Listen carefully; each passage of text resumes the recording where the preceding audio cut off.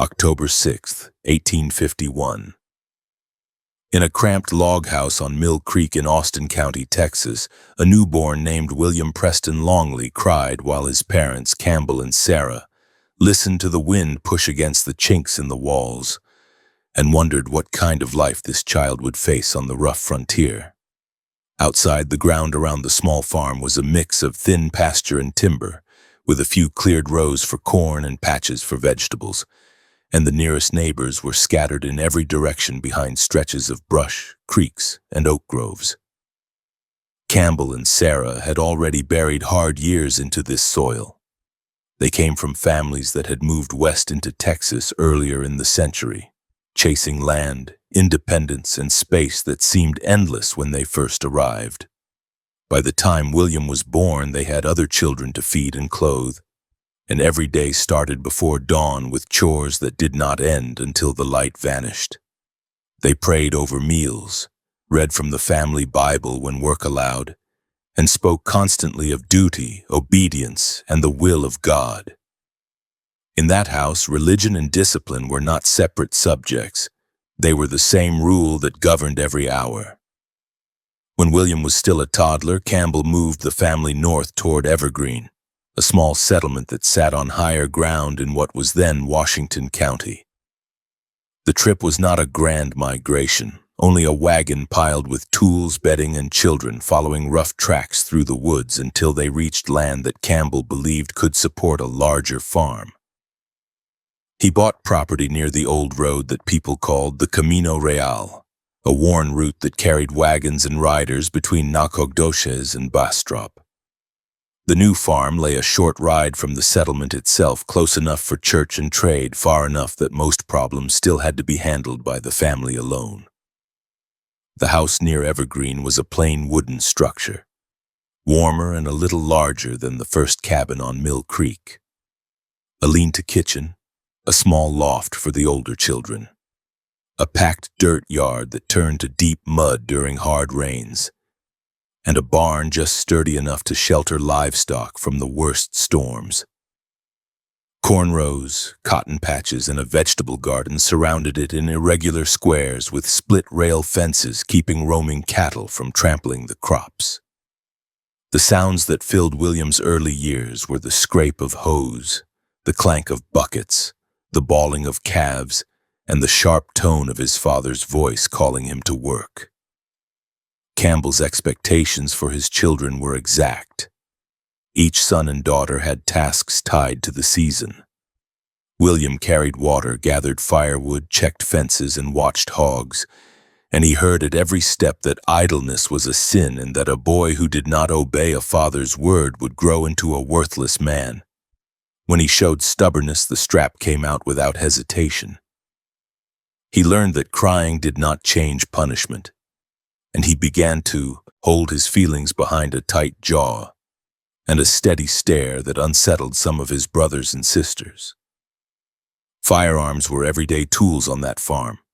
They put meat on the table and warned off thieves or raiding bands. Campbell showed William how to hold a rifle long before most children his age were trusted with heavy tools. At first, the boy only watched from the side as his father sighted along the barrel and dropped squirrels from high branches or knocked a rabbit tumbling from a sprint. Then came the day when Campbell placed the stock against his son's shoulder, guided his hands, and told him to squeeze the trigger when the iron sight settled on a marked knot on a fence post. The recoil startled William, but the hole appeared near the center of the knot, and his father grunted his approval. William loved that feeling at once, the sudden kick, the smoke, and the solid result that no one could deny. He practiced whenever he could, sometimes with permission and sometimes in secret. He tried different distances, different targets, and quickly earned a reputation in the family as the boy who could hit what he aimed at even when the wind cut across the field. School for William followed the pattern of many frontier children. He attended when the family could spare him, traveling with his siblings to a simple one-room building near Evergreen, where a single teacher handled children of many ages. He learned to read and write at a basic level and worked out sums on a slate, but his attention drifted whenever lessons felt distant from his life on the farm.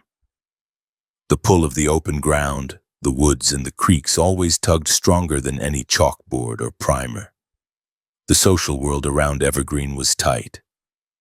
Families helped one another during harvest, shared tools, and sat together in the small church on Sundays. They also talked constantly of politics, war, and race.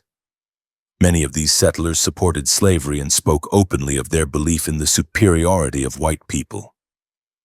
William heard older men in his family and in the community compare black people to livestock and discuss how bondage was necessary to keep the region stable. Those words sank in long before he was old enough to understand the full cruelty of the system they supported. When the Civil War erupted, the talk turned from everyday worries to news of battles and calls for volunteers. Some men in the wider community left to join Confederate units, and others served in local defense companies. William was too young to fight, but he watched older boys leave with rifles and return changed, thinner and harder, or not return at all. The war strained every household.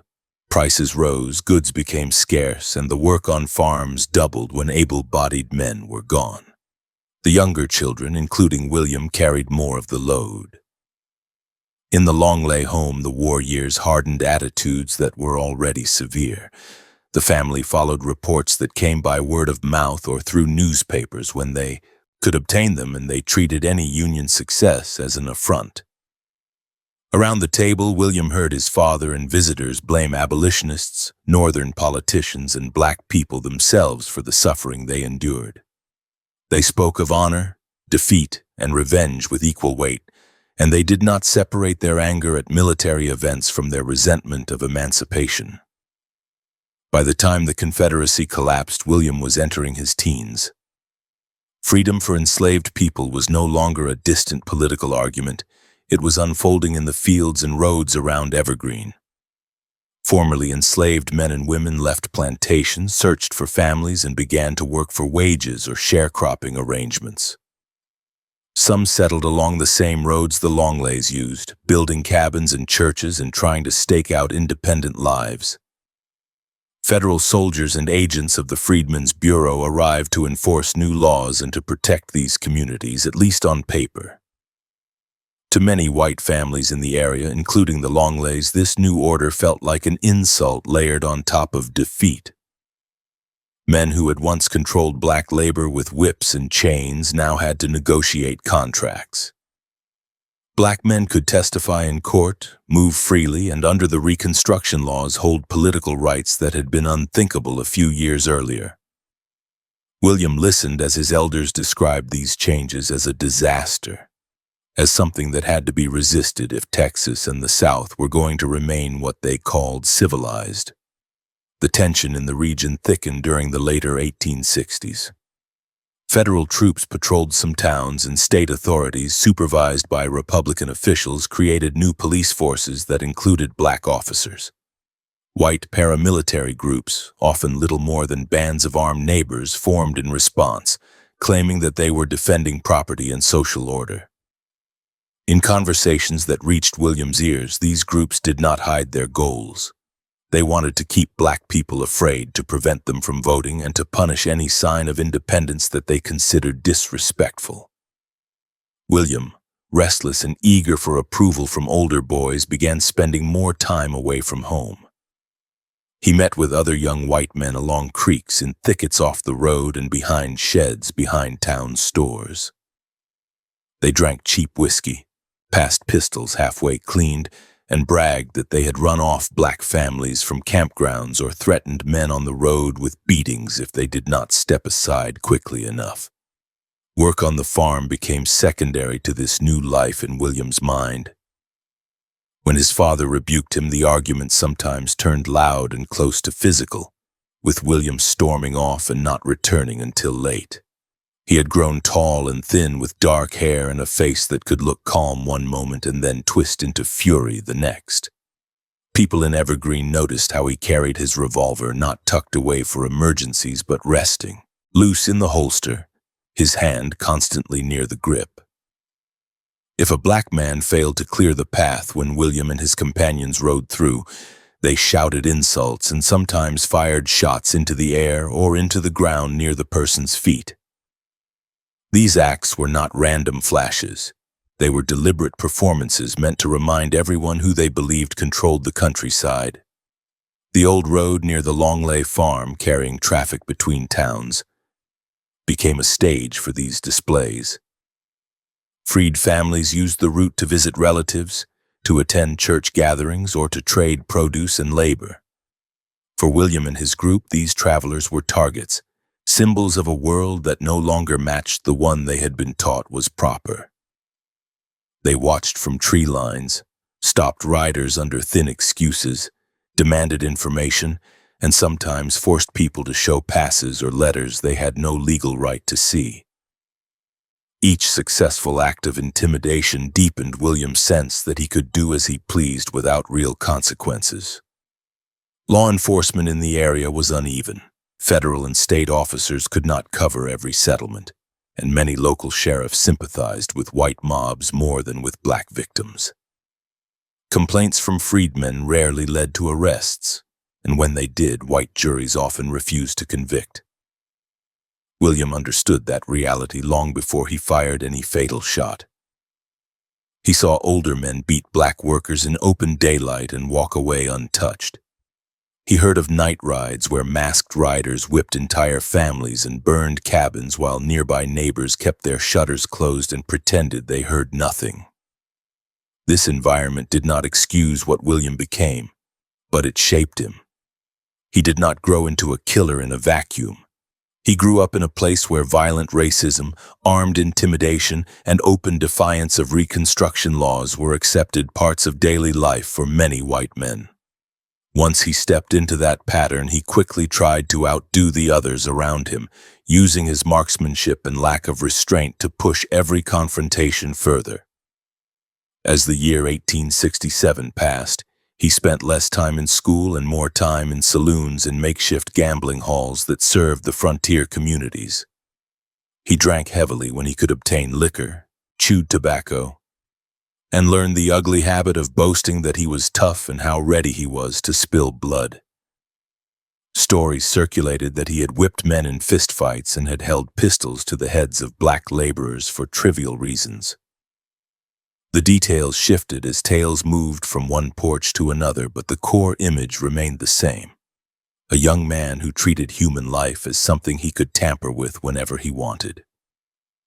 Campbell and Sarah saw that their son was changing. They tried to pull him back toward the church, insisted that he attend services, and hoped that sermons would reach him. The preachers in Evergreen spoke directly on sin, violence, and vengeance, warning that those who lived by the gun would face judgment. William listened from a bench, his hat in his hands, his eyes steady, and gave little sign that the words sank in. After the services, he often disappeared with companions instead of coming straight home. Moments of ordinary kindness did still exist in his life during these years. He visited siblings, played with younger relatives, and sometimes helped neighbors with tasks like building fences or bringing in crops. For brief stretches, people believed he might settle into the role of a rough but manageable farmhand. Those hopes faded whenever he drank or whenever he felt that someone had insulted him or his family. His temper snapped quickly, and his response was to reach for a weapon or threaten to do so. By late 1867, the conflicting forces in William's life had drawn tight. On one side stood his parents, the church, and the possibility of working the farm like his father, accepting the grind of planting and harvesting until age slowed him. On the other side stood the thrill of armed rides with other young men, the power that poured through him when he pointed a gun at someone, and the poisonous belief that killing black people and anyone who supported them was an acceptable way to defend his community. Each passing month made the second path more familiar. People along the road near Evergreen began to speak his name with concern, rather than casual familiarity. Parents warned their children to steer clear when he and his riding partners came through. Black families, newly settled on rented land, learned quickly which white men were most dangerous, and William's name often topped those private lists. Even some white neighbors who shared his views on race muttered that he was reckless and might bring trouble down on everyone. The violence that had previously been limited to threats, beatings, and shots fired near victims was close to tipping into murder. William was still only in his mid-teens, but years of exposure to war talk, racist doctrine, lax policing, and the daily use of firearms had stripped away most of the barriers that keep an ordinary person from pulling a trigger aimed at a living target. The old road near Evergreen, the dry creek beds, and the thickets that lined the fields waited silently. Before long, they would serve as the settings for killings that would stain William Preston Longley's name across Texas and leave families in mourning for generations. On December 20th, 1868, the old road that settlers called the Camino Real carried 3 black riders from Bell County toward friends and kin farther south, and the path that day crossed straight into the center of William Preston Longley's growing hatred. The winter sun sat low in the sky, even in the afternoon, stretching long shadows from the live oaks that bordered the track near Evergreen. Hoofbeats thudded in the hard ground, and the riders, Green Evans, his brother Pryor Evans, and a man known as Ned, kept a steady pace as they guided their horses past fields and patches of woodland that white families like the Longleys had controlled for years. The 3 men were part of a new world that had forced itself into existence in central Texas since emancipation. Once enslaved on land near Salado in Bell County, they now traveled with the wages they earned through labor, with the right to move without passes, and with the knowledge that their time and bodies no longer belonged to a white owner. They moved carefully, but with the simple pride of men who had purchased horses and clothes through their own work. The road they followed ran within clear sight of the Longley farm, a place where William and his friends had watched freedmen pass many times and had already begun to treat those travelers as targets rather than neighbors. That day, William did not ride alone. Beside him were 2 white youths from the area, Johnson McKeown and James Gilmore, companions who shared his resentment and enjoyed the power they felt when they rode armed and unchallenged. They knew the shape of the ground along the road, the shallow draws and dry creek beds that cut under the wagon ruts, and they chose a place where the trees closed in, and the banks of a small branch could hide horses from the view of anyone passing at normal speed. The 3 waited in that cover, rifles and pistols within easy reach, listening for hooves and voices.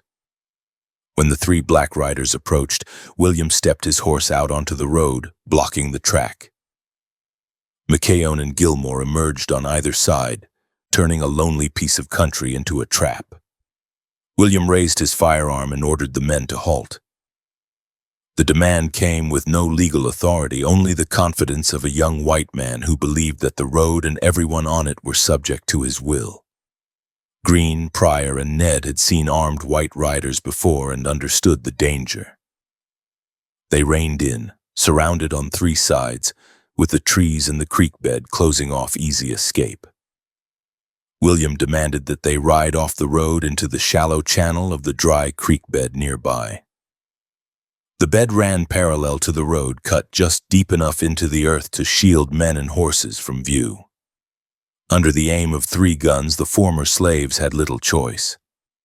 Hooves slid down the bank and the men guided their horses into the sandy bottom.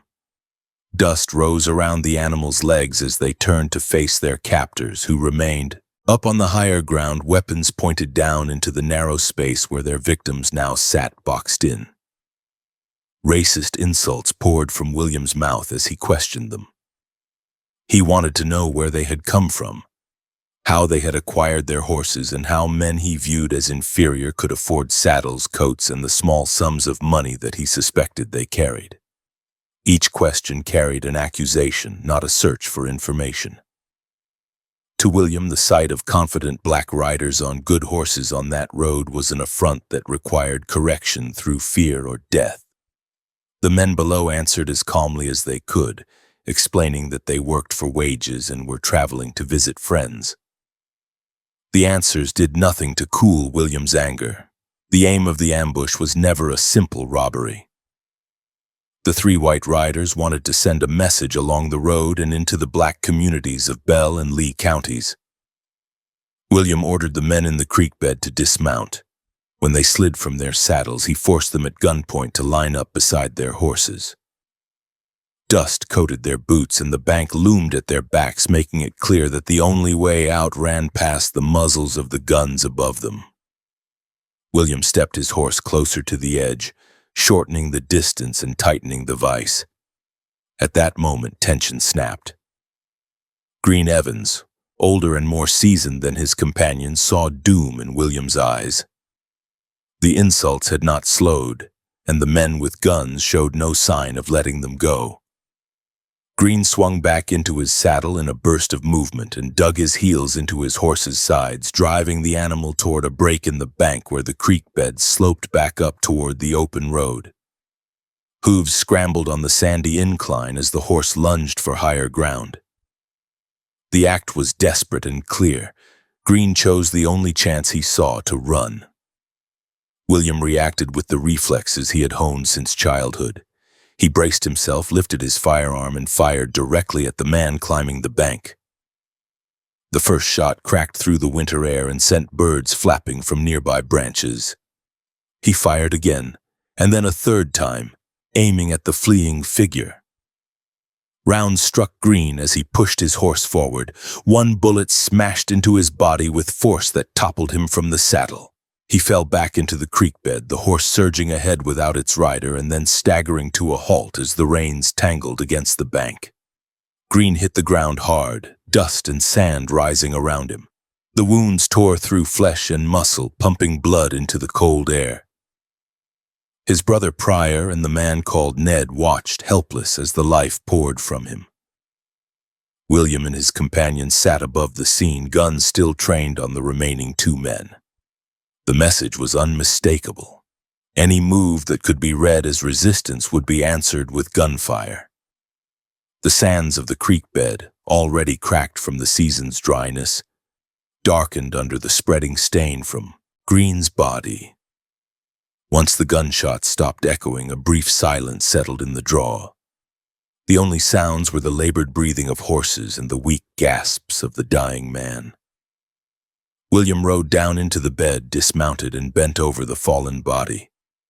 He searched Green's pockets, removing what money and small possessions he found. McKeown and Gilmore watched from their saddles, weapons still ready, while Pryor and Ned sat frozen, knowing that any move toward their fallen companion could bring another round of bullets. William stood again and turned his attention to the two surviving men. He told them to mount and leave.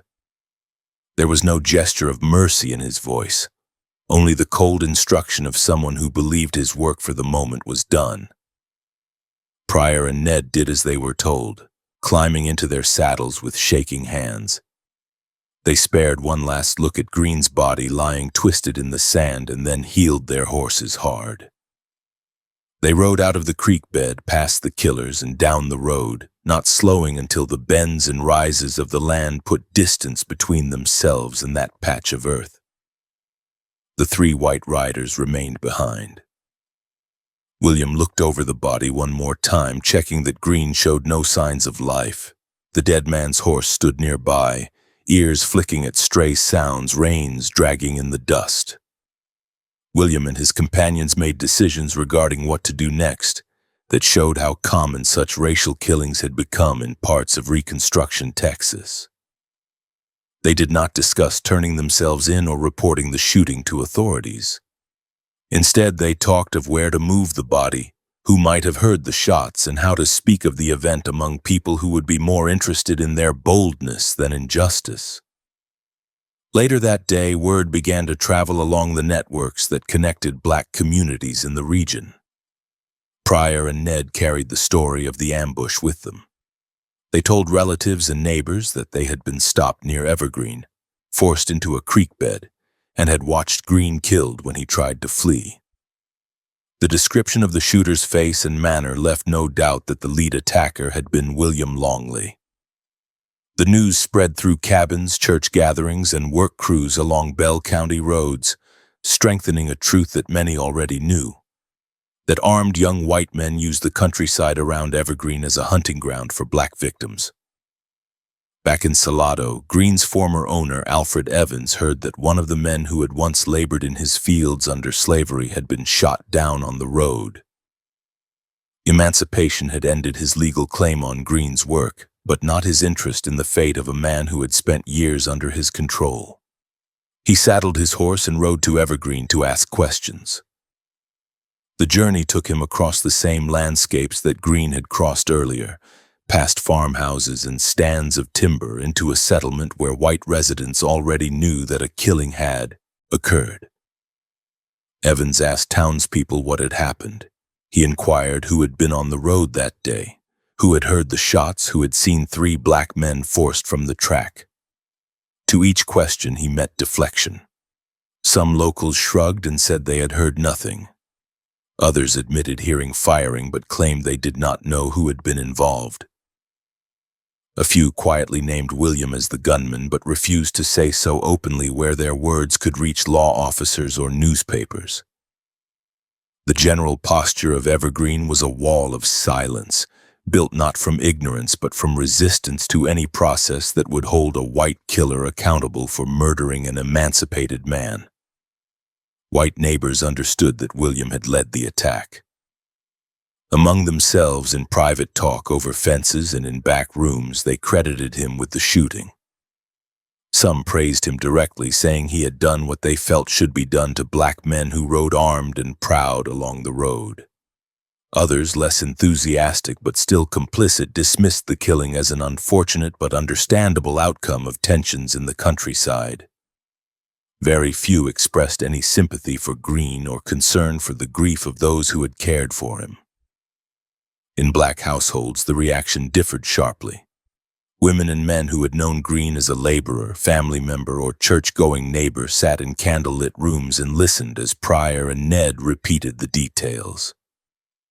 They heard how the 3 had been surrounded without cause, how they had been forced into the low ground of the creek bed, and how the opening shot had been fired not in a hail of mutual gunfire but at a man who had been trying to escape certain harm. Those gathered understood that the killers wanted more than one death. They wanted fear to travel with every rider who passed through that stretch of country. Fear did travel. Some families changed their routes, choosing longer paths through rougher land to avoid the area near Evergreen entirely. Others continued to use the road but did so with heightened vigilance, riding in larger groups when they could and talking quietly of which white men to watch for. The killing of Green Evans did not remove their determination to move, trade, and live as free people, but it added a hard layer of caution to every journey. The legal system did not move against William. No warrants were issued, no deputies rode out to question him in earnest, and no prosecutor in the region assembled a case. The absence of official action spoke loudly. In Reconstruction Texas, particularly in rural counties, killing a black man along a road could pass without formal consequence if enough whites closed ranks around the shooter. The same state that stationed troops and created new laws to protect freed people could not enforce those protections in every scattered settlement, especially where local juries would refuse to convict. For William, the lack of charges confirmed a lesson that he had already begun to learn. He saw that he could use violence against black people with near total impunity as long as he chose the victims carefully and kept white support on his side. The death of Green was not a moment of remorse for him. It was a trial that proved his methods. He had selected a target that symbolized emancipation, staged an ambush where the ground favored him, and walked away without facing a judge. That result fed his arrogance and deepened his commitment to the racist cause that had shaped his views since childhood. In the months that followed, he referenced the killing in his boasts to certain companions. Around campfires and in shadowed corners of saloons, he described how he had forced 3 black riders into a creek bed and shot one when he tried to bolt. At times, he barked his story as a warning to anyone who questioned his nerve. At other times, particularly in later years when the law closed in, he shifted the details and claimed that others had fired as well, as if spreading the blame could wash some of the blood from his hands. The core reality remained the same. Green Evans lay dead because William did not accept that a black man had the right to ride that road with dignity. The killing also strengthened William's standing among a certain segment of white youth in Central Texas. The same boys who had ridden with him through the night to threaten black workers now had a local killing to point to, a concrete example that someone from their own circle had stepped fully into racial murder and had not been hauled away to prison for it. That example encouraged them. If one of their own could shoot a freedman in broad daylight and go home to his family, then their own acts of intimidation felt safer and more justified. Older whites who remained committed to their own version of Southern honor watched this development with mixed feelings. Some quietly worried that young men like William would bring federal attention and more military presence into their counties. Others accepted that risk as a necessary price for preserving the racial order they wanted. In many conversations, these older men did not urge restraint or challenge the morality of the killing. They argued instead that it was rash to speak of such events in public, not that it was wrong to carry them out. Green's body was eventually buried without ceremony that reached the pages of white-controlled newspapers. His name appeared mainly in talk among the people who had loved him, and in the private acknowledgments of those who understood that a crime had been committed in their midst. In official records, his death went either unmentioned or was folded into short references that treated him as a nameless victim of frontier violence. Through that erasure, the state and the wider white community deepened the original harm of the ambush, stripping a man of public acknowledgement even after he had already been stripped of life. The stretch of the Camino Real near Evergreen did not change its course after the shooting. Wagons still rolled along it and riders still passed the grove and the creek bed where Green fell. From that day on, however, the ground carried a different meaning for those who knew the story. For white supremacists like William, it marked the place where he had proven himself as a killer in service of racial hatred. For black travelers and for the few whites who grieved the loss, it marked a place where 3 guns had turned freedom of movement into a scene of execution. The murder of Green Evans set the pattern for William Longley's next years. Instead of pulling him back from the edge, it nudged him further into a career built on targeting those he considered beneath him. Black laborers, freedmen who asserted their rights, and later white men whom he believed had wronged his family or challenged his standing. The dry creek bed beside the old road near Evergreen thus stands at the beginning of a line of graves, each one linked by the same hand that gripped the gun on that December day, and each one contributing to the climate of terror that scarred Reconstruction Texas. When the new year settled over Central Texas, William Preston Longley did not retreat from the killing he had carried out near Evergreen. The ambush in the creek bed hardened him. He walked with a different posture, spoke with a sharper edge, and treated the danger of punishment as a minor nuisance instead of a real threat.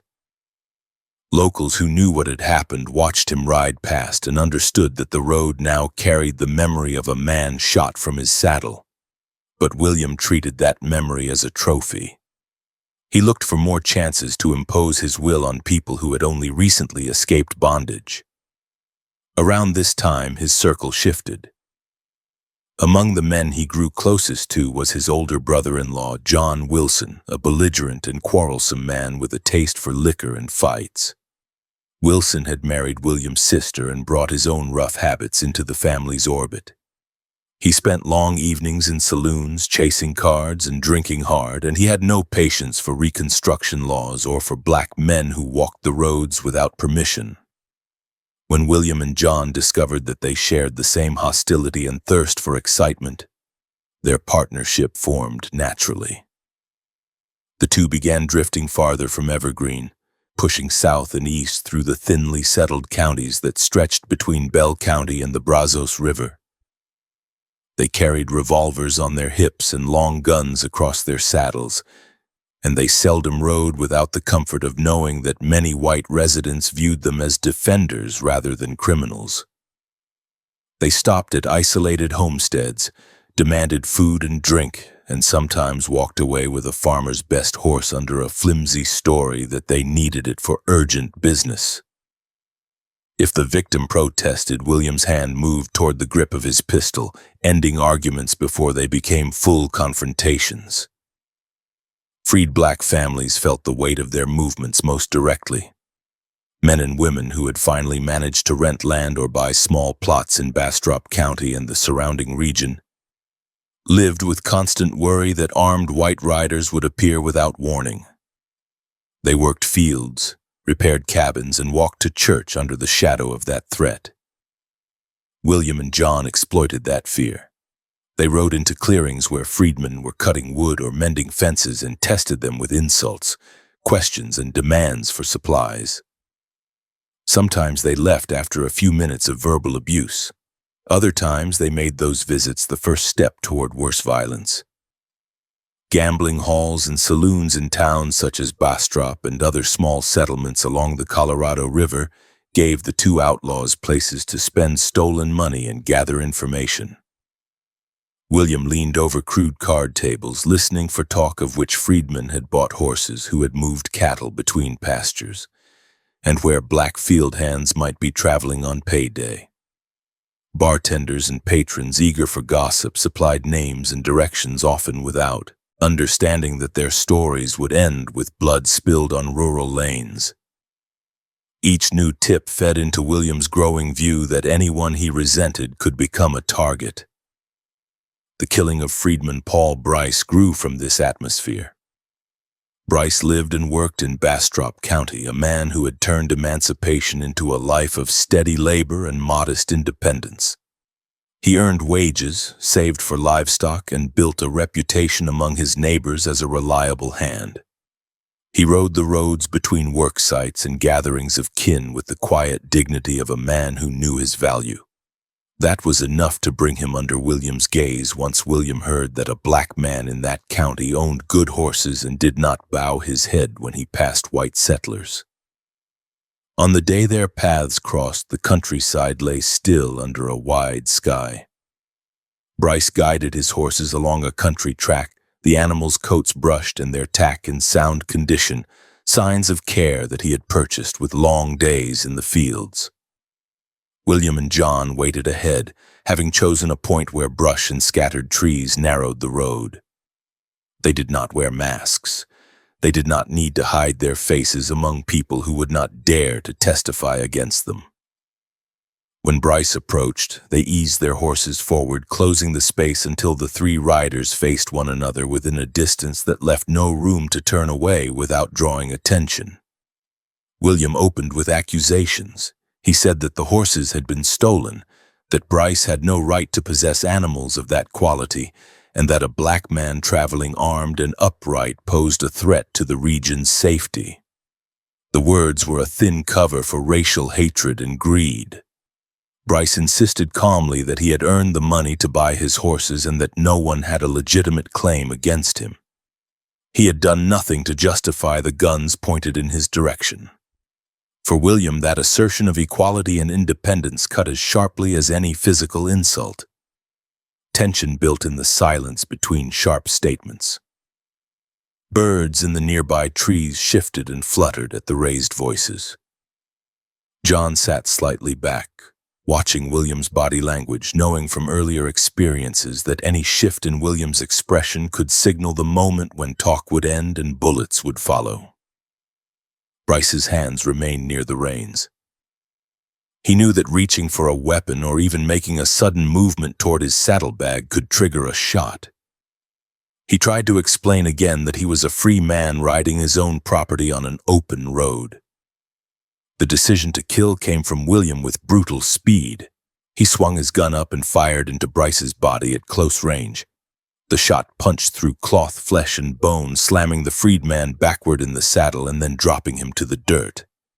One horse shied and jerked its head, the reins sliding from his fingers as he fell.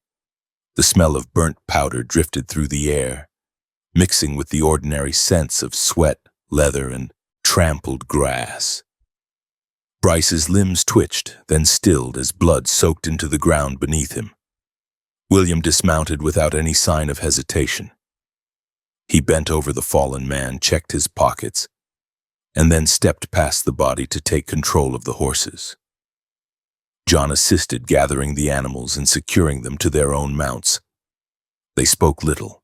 They had come for horses and for the satisfaction that came from asserting dominance over a black man who had dared to claim space on the road, and they had obtained both. Leaving the corpse in the path, they led the newly taken animals away, dust rising behind their small string as they moved toward country where their faces were familiar and their stories would meet approval.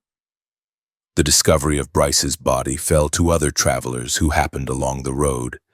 They found him lying on his back, eyes open to the sky, with no money in his pockets and with drag marks from horses' hooves nearby. His clothing, though stained with blood and dust, still showed the signs of care that he had given it. Church-going neighbors and relatives who heard the news understood that the shooting had not been random. It reflected a pattern of targeted violence against men who had tried to build lives beyond the control of former owners. Once again, the official response was weak. Some local whites spoke quietly of suspects, naming William and John as the men who had last been seen in the company of freedmen on that stretch of road. Others dismissed the killing as an unfortunate incident that could not be fully explained. Black residents who might have provided key testimony weighed the danger of stepping forward against the small chance that a jury dominated by whites would punish the outlaws. Many chose silence as the safer path, not because they did not care, but because they had to survive in the shadow of men who rode armed and unchecked. William and John treated the death as one episode in a string of crimes. They continued to roam southern Texas, robbing isolated settlers and harassing black laborers. Stories spread that they had shot a freedwoman near Evergreen, ending her life with the same casual brutality they had shown toward Bryce. Each killing served both to eliminate a specific person and to send a broader warning. Any black individual who secured property, showed confidence, or questioned white abuse risked being singled out as their next victim. The federal military authorities trying to enforce Reconstruction policies could not ignore reports of repeated murders and robberies forever. By the spring of 1870, they had accumulated enough complaints and stories to mark William and John as ongoing dangers. Military officers prepared reward notices that described the pair as armed thieves and killers, emphasizing their attacks on freedmen and their theft of horses. The posted reward, $1,000 each, reflected both the gravity of their crimes and the difficulty of bringing them into custody in counties where sympathizers might hide them or warn them of approaching patrols. Handbills appeared in towns and at crossroads bearing their names and physical descriptions. For black communities, those papers were bitter symbols. They recognized that official notice came only after men like William had already spilled significant blood. For white residents who cherished the old order, the posters were an irritation. Some tore them down, muttering that the military had no right to offer money for the capture of men they saw as allies. Others left them in place but told soldiers that they knew nothing when asked direct questions. While officers and state police weighed how to move against them, William and John continued to act as if the countryside belonged to them. They slept in brush camps, in abandoned cabins, and sometimes in spare rooms offered by individuals who considered them champions. In those hiding places, they divided stolen goods and laughed over stories of how terrified their victims had looked. William boasted that he had never faced serious return fire from any freedmen he had attacked. a point of pride that revealed the one-sided nature of his violence. He targeted people who had little chance of defending themselves effectively. The fear he generated stretched beyond the men he shot. Black parents warned their children to keep close to home and to travel in groups whenever they had to pass through sparsely settled areas. Church leaders counseled their congregations to avoid certain routes during seasons when William and John were reported in the region. Freedmen working in cotton fields near Bastrop and other towns watched the roads more intently, expecting danger not only at night but in full daylight. The timing of previous killings had shown that these outlaws were willing to strike whenever it suited them. Among white residents, reactions remained mixed but rarely translated into concrete resistance. Some quietly condemned the killings, especially when rumors of a murdered woman reached their ears. They worried that every fresh body would draw more troops, tighter controls, and deeper scrutiny from northern newspapers. Yet even those who disliked the violence rarely moved against the men who caused it. They continued to trade in the same stores, sit in the same pews, and attend the same events as those who gave William and John supplies and hiding places. Social ties and racial loyalty carried more weight than justice. For William, these months were the height of his power against defenseless people. He had not yet clashed with professional lawmen or hardened gunfighters. His victims were mostly freedmen and isolated settlers caught alone on roads or at remote homesteads. He learned that stepping out of cover with a weapon already pointed reduced the chance of resistance to almost nothing. The lesson shaped his entire pattern of violence. He preferred ambush, surprise, and overwhelming advantage rather than any notion of fair contest. Each killing also chipped away at the remaining restraints that might have checked him. A man who has crossed the line from threat to murder once sometimes feels a chill of conscience. William showed no sign of that. After the ambush of Green Evans and the shooting of Paul Bryce, he did not withdraw. Instead, he broadened his list of acceptable targets. Freedmen who greeted him without sufficient deference, women who lived near roads he used, and white settlers who he believed had insulted him. All moved into the range of people he considered expendable. By the time 1870 drew to a close, the partnership between William and John had carved a line of violence through southern and central Texas. Grieving families in black settlements and in scattered white homesteads shared the same ache, though their experiences were rarely acknowledged together. Both groups lived with the knowledge that someone they loved had fallen to men who treated life as something to trade for amusement, horses, or reputation. William, riding across those same counties under changing skies, counted only the thrill and the growing stories attached to his name. June 22, 1870.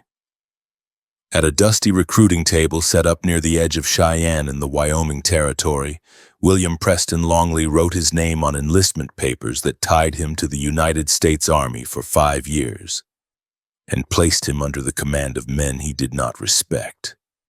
The air smelled of coal smoke from locomotives and of sweat from the lines of young men who had come to sign up. Some wanted steady pay, some wanted adventure, and a few, like Longley, wanted a way to disappear from the law that followed them.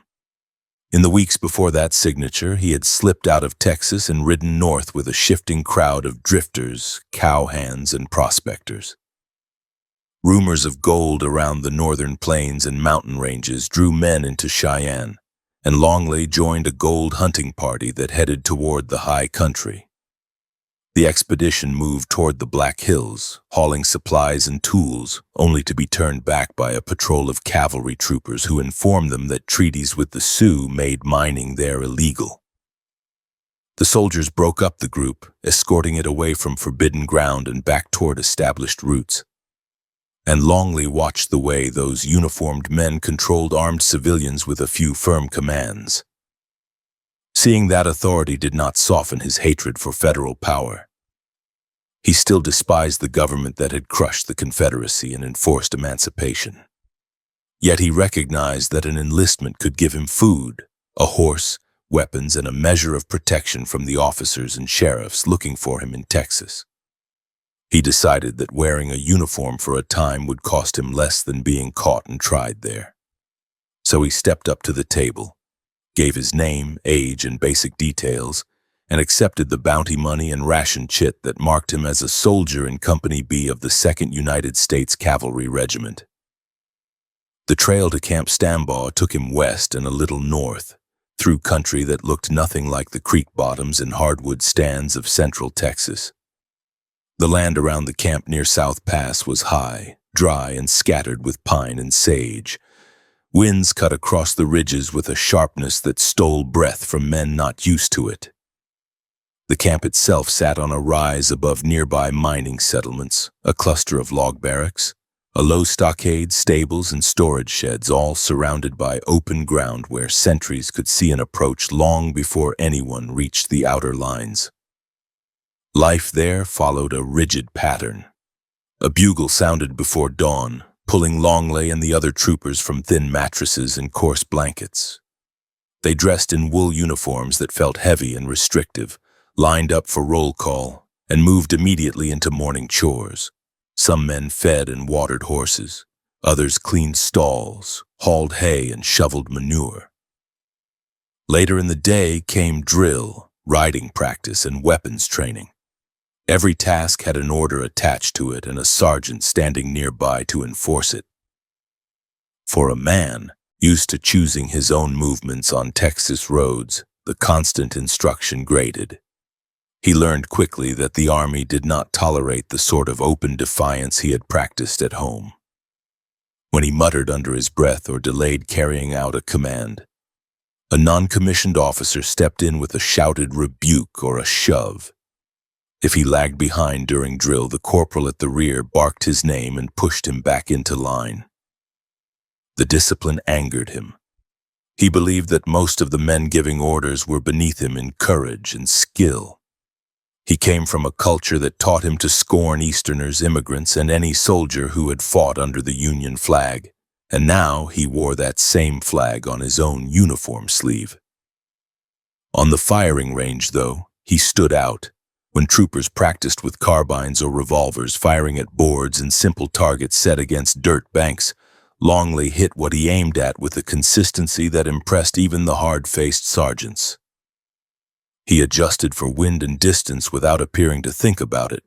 The report of his weapon came a fraction earlier than that of the man beside him, and the marks on the target showed a tight cluster where his rounds struck.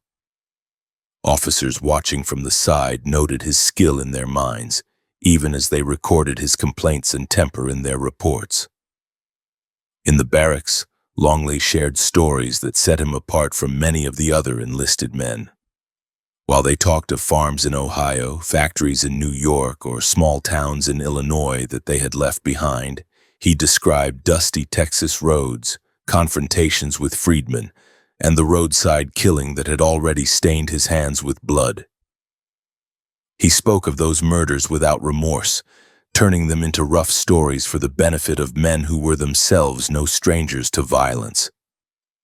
Some troopers reacted with uneasy silence, unsettled by the casual way he spoke of shooting unarmed men. Others, especially those who shared his racist views, laughed and nudged one another, treating the stories as proof that he would go further than they would. The structure of the Army, with its written regulations and clear chain of command, could not hold a man like Longley for long. The habits he had picked up in Texas of ignoring laws that he disliked and walking away from anyone who tried to restrain him began to reassert themselves.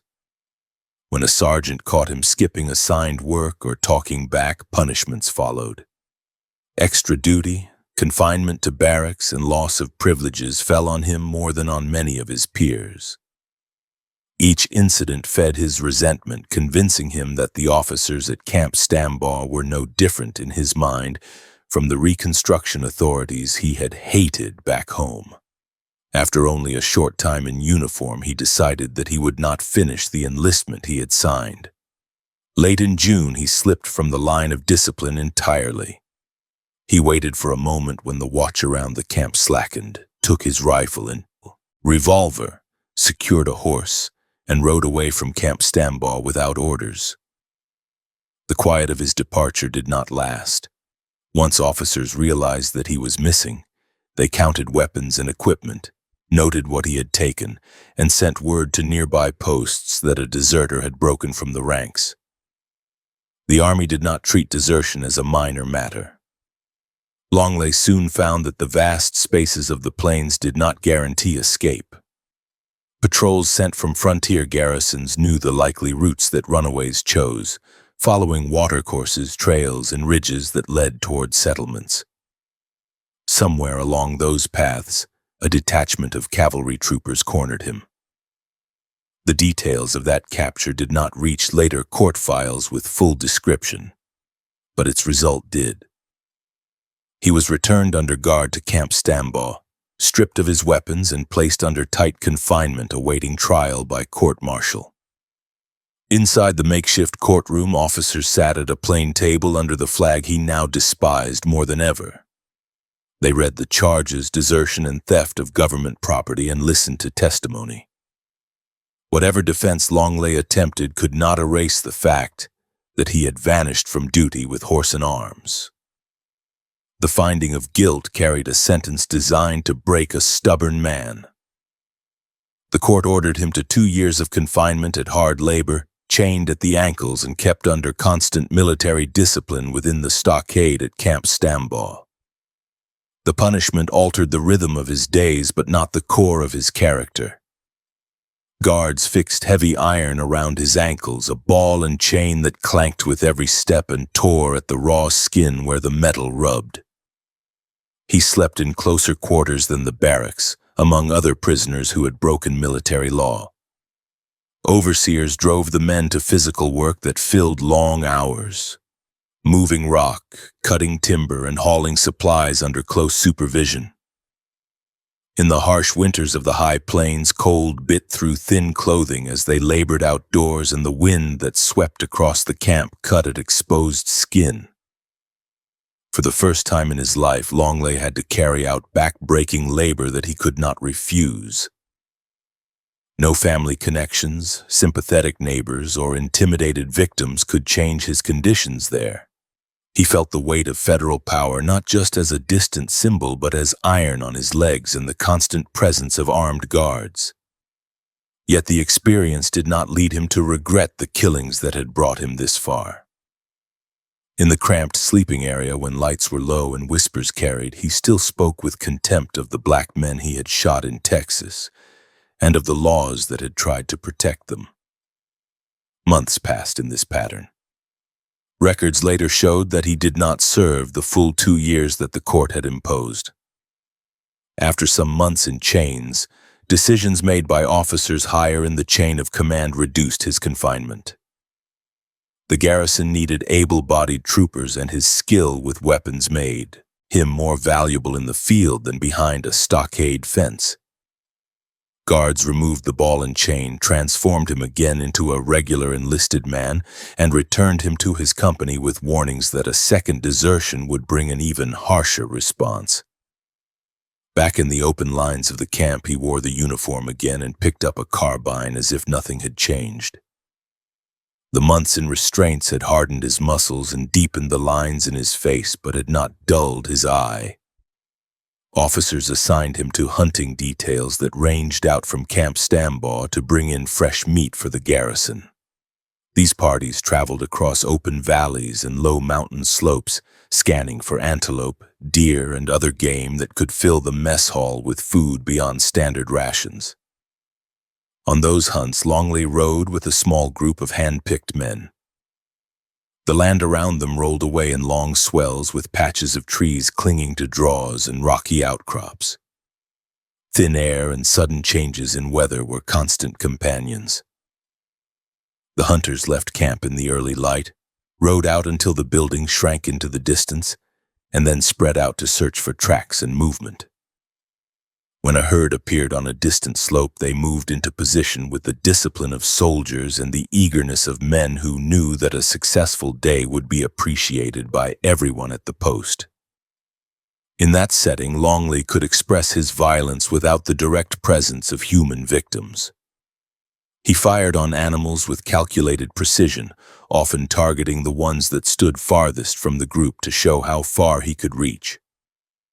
When an antelope dropped at the crack of his shot, he allowed himself a cold smile, the same tight expression that had crossed his face on Texas roads when a man fell under his fire. Comrades noticed that he took little interest in the meat itself. What seemed to matter most to him was the act of dealing death from a distance, whether at a living person or at a moving shape on the hillside. During the rides back to camp, with carcasses tied across pack animals and the sun dropping low, he returned to the stories that had made so many uneasy in the barracks. He described his earlier ambushes of black men in Texas, emphasizing how easily they had fallen when confronted with sudden gunfire. He used slurs freely, explaining that he saw those victims as threats to the old order rather than as people with full lives. Some hunters, tired and quiet, stared ahead and said little. Others listened with interest, filing away the stories as grim examples of what a man like Longley could do when he believed he would never face judgment. Contact with native communities around the Wyoming posts came mainly through distant sightings, reports, and occasional tense meetings rather than set peace battles in this period. But the structure of Army life ensured that Longley always viewed those communities as opponents rather than neighbors. Patrols rode out to watch for movements of Shoshone, Sioux, and other groups, and officers framed every encounter in terms of control, compliance, and punishment. This steady training in seeing different peoples as targets or problems fit easily with the racial hatred that already ran through him when he had ridden against freedmen in Texas. Even with more responsibilities and a renewed chance to prove his usefulness, Longley did not learn to value the Army for anything beyond the opportunity it gave him to carry arms and move across dangerous country. The resentment that had boiled in him since childhood, directed first at freedmen, then at the federal government, did not cool.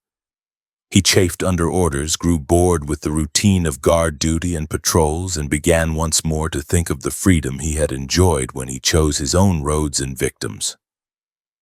By the spring of 1872, the strain reached its limit. Longley knew that officers had granted him a second chance when they cut short his confinement. Yet he felt no gratitude. He saw only the fences, the drills, and the formalities that stood between him and a life unbound by regulation. While on a hunting detail far from Camp Stambaugh, with only a few trusted companions nearby and no officer in sight, he made his choice.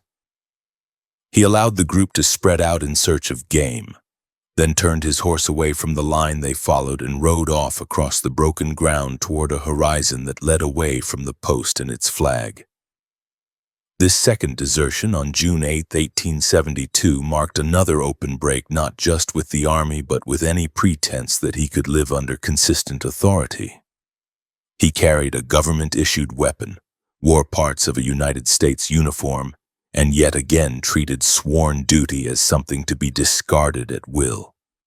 Behind him, once the absence was noticed, officers would have entered his name in records as a deserter, and patrols may have been sent out to search. Available documents do not show that he was ever brought back.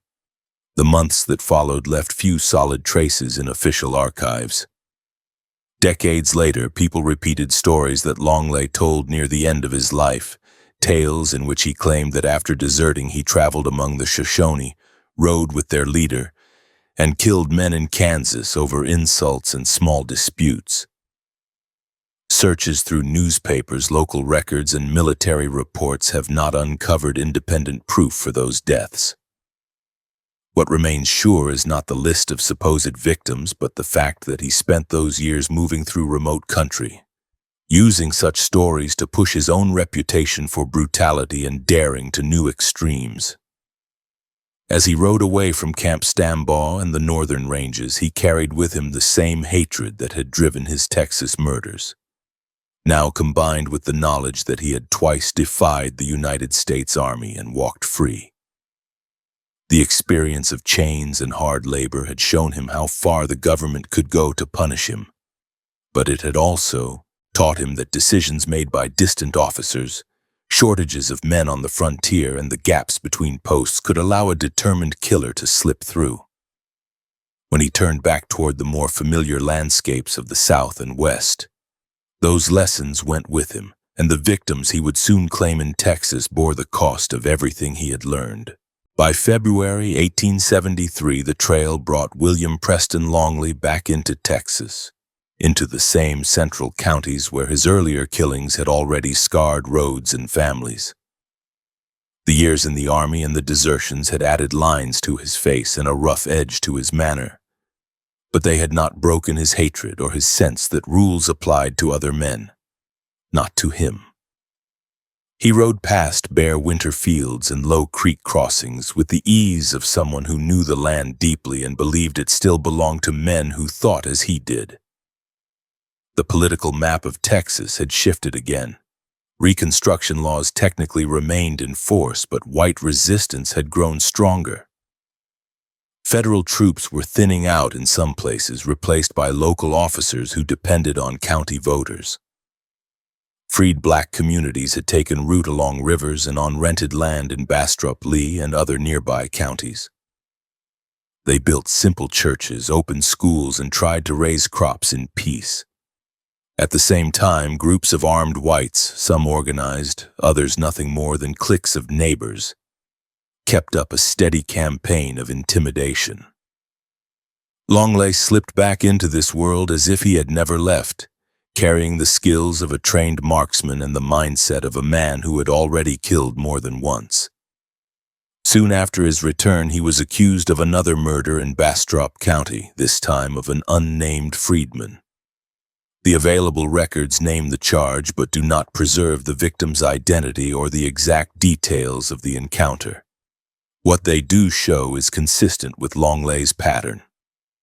A black man in that county died by gunfire, and Longley's name appeared in the accusations that followed.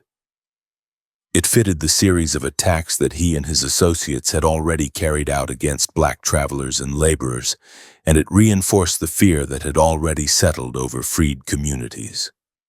News of this fresh killing spread quickly among black residents.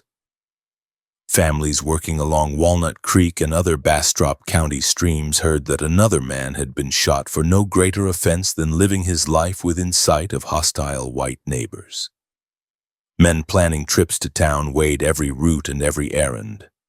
The knowledge that Longley had returned with new experience and an undiminished appetite for violence added to a sense that emancipation came with a constant risk of sudden death on rural roads. After the accusation, Longley left Bastrop County and moved back toward the security of his family in Bell County. The Longley farm near Salado had changed since he had last slept there. His parents had aged under the weight of hard years, crops, and the shame that followed every story about their son. Children who had once looked up to him as an older brother or cousin now viewed him with a mixture of fascination and fear. When he rode into the yard, his arrival pulled all attention toward him. The thin rider with the dark hair and the habit of keeping his hand close to his belt. Inside the house, tensions ran tight. His mother worried quietly that another arrest or killing would end in a noose.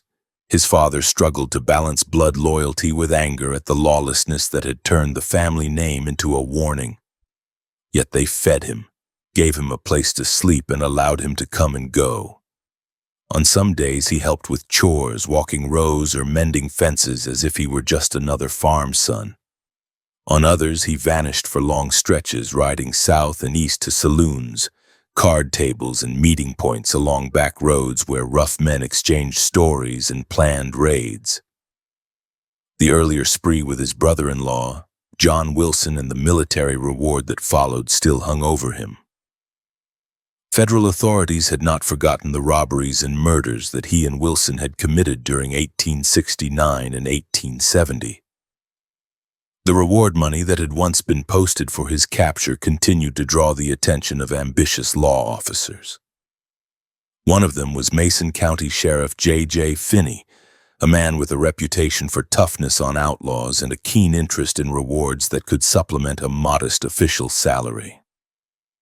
By the summer of 1873, Finney had traced enough of Longley's movements to fix on Bell County as the place to strike.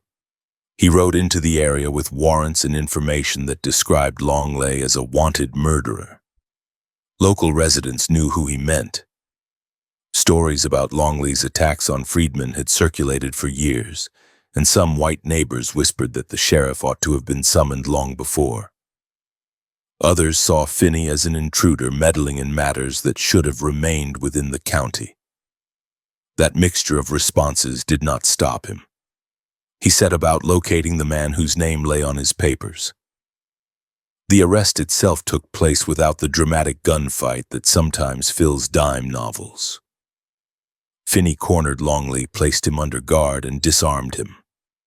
Whether the capture happened on the farm, in a nearby settlement, or on the road, the result is clear in the surviving accounts.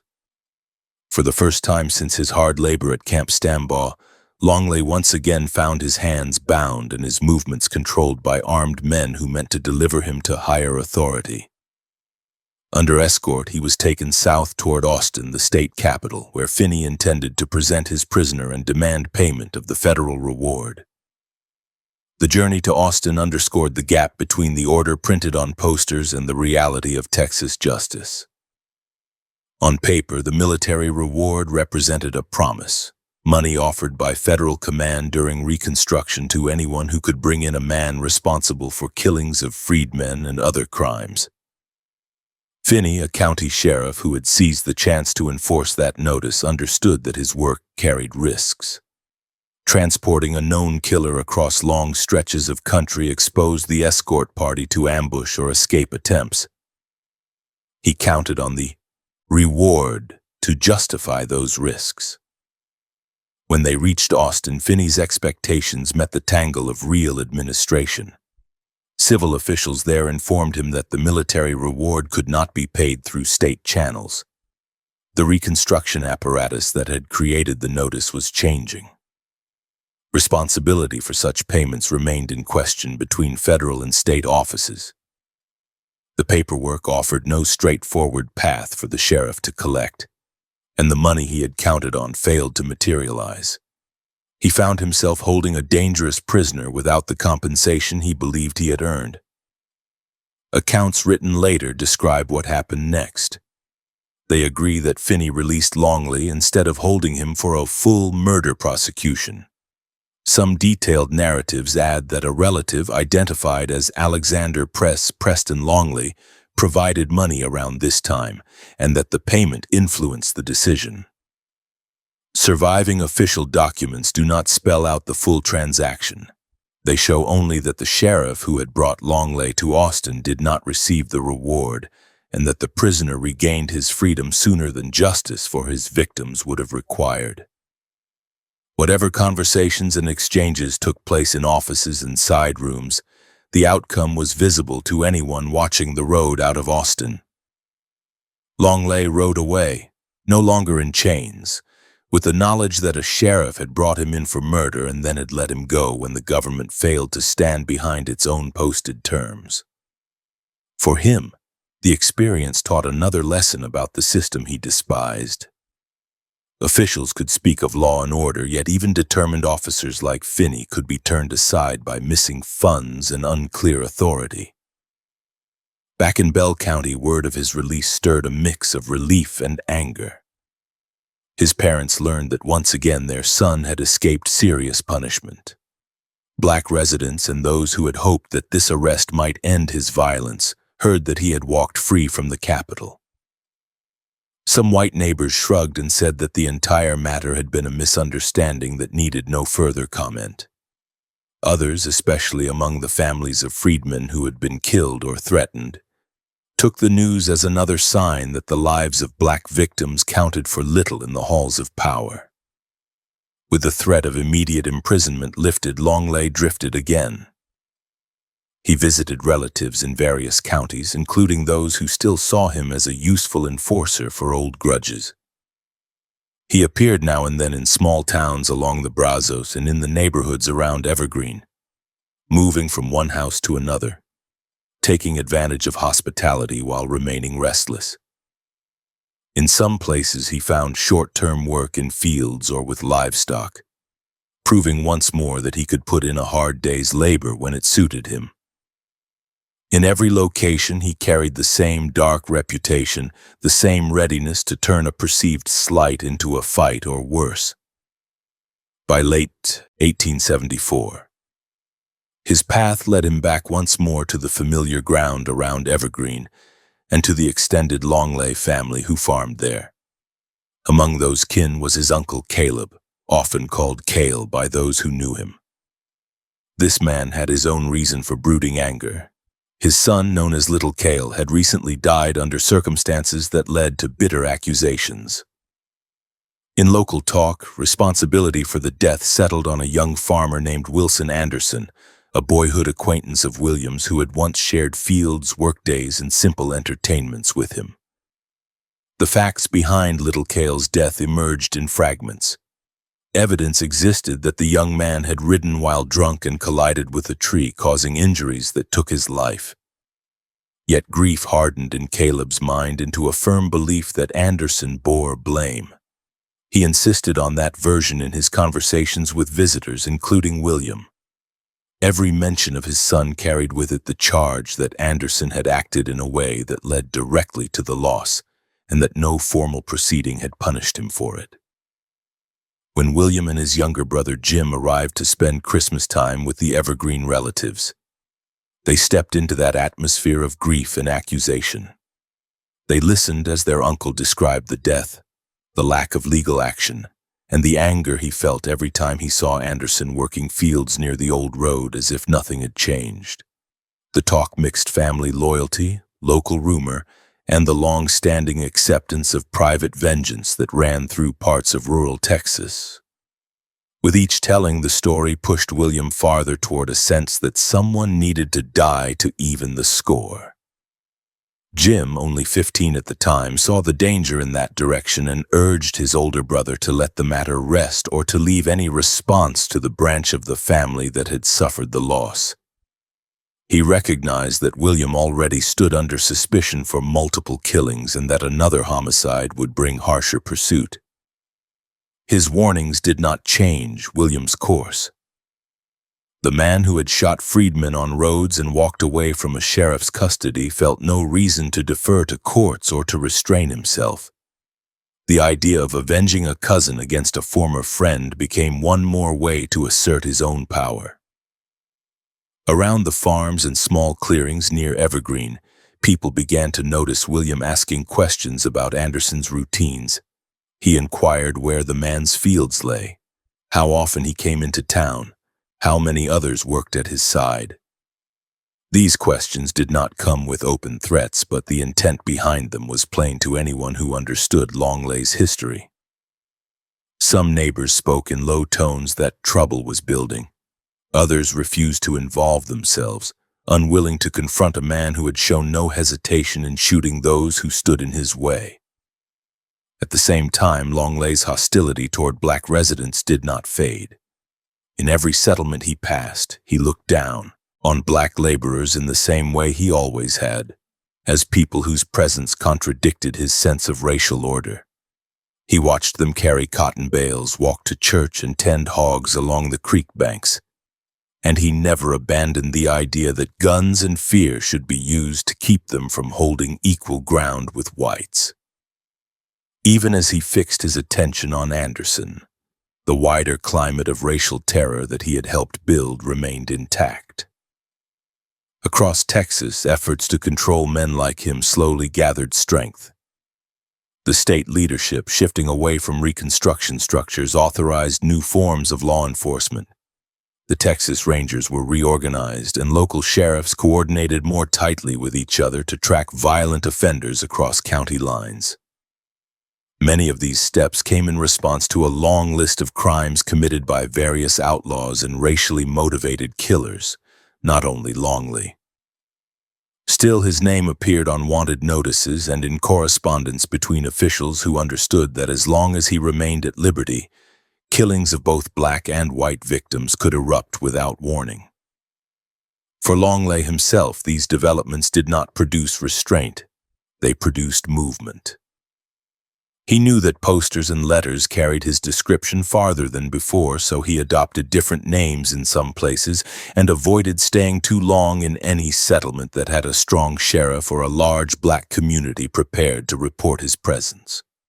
Yet wherever he went, the same pattern followed, a mixture of temporary work, heavy drinking, arguments over cards or women, and a readiness to reach for the shotgun or revolver whenever he believed someone had challenged his pride. By the opening months of 1875, tension around Evergreen had sharpened to a dangerous point. The unresolved rage over Little Cale's death, the availability of a practiced killer within the family circle, and the continued weakness of formal justice in dealing with earlier murders combined into a single grim line of expectation. Those who watched closely could see that William's visits to his uncle's place had a purpose beyond simple comfort. He rode past Anderson's land, studied the layout of the fields and the farmhouse, and carried his weapons with a particular focus whenever he headed that direction. The shootings of Freedmen in the late 1860s had announced him as a racist killer. The accusation and release in 1873 had shown that even determined law officers could fail to hold him. Now, as early 1875 unfolded, he stood on the edge of a fresh crime that would mark a turning point in both his life and the response of Texas authorities. The victim this time would not be a black laborer on an isolated road, but a white farmer who had grown up alongside him. The killing that followed would shatter friendships, deepen divisions within his own family, and finally push the state toward bringing him to the gallows. In late March 1875, farms near Evergreen carried the tight rhythm of spring work. Plows cut furrows through dark soil, teams leaned into harness, and families hurried to plant before heavy rains turned fields to mud. Along one of those tracks, a narrow spread not far from the old road the Longleys knew well. A young farmer named Wilson Anderson guided his team through the rows. He had grown up in the same community as William Preston Longley, shared school days and youthful errands with him, and now tried to build a life rooted in steady labor rather than drinking and gunplay. By that season, talk in Evergreen placed Anderson at the center of a bitter grievance. Months earlier, Caleb Longley's son, Little Cale, had died. Stories in the settlement said that drink, reckless riding, and a collision with a tree had led to the injuries that killed him. Caleb refused to rest with that account. In every conversation, he pushed a different version, insisting that Anderson bore responsibility for his boy's death. He repeated that charge to anyone who would listen, and he repeated it most fiercely to the nephew already known as a killer. William listened when his uncle spoke. The winter visit described earlier had turned into a long stretch of shared meals and late-night conversations in the small house near Evergreen. Lamplight flickered across Caleb's face as he described his son's final hours, the broken bones, the pain, and the burial.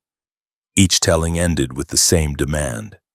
Anderson still walked the earth, still plowed fields and tended stock, while Little Cale lay under a thin layer of soil.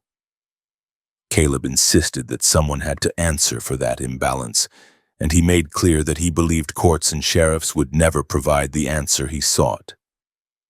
The ideas of vengeance and private justice fit easily into William's mind.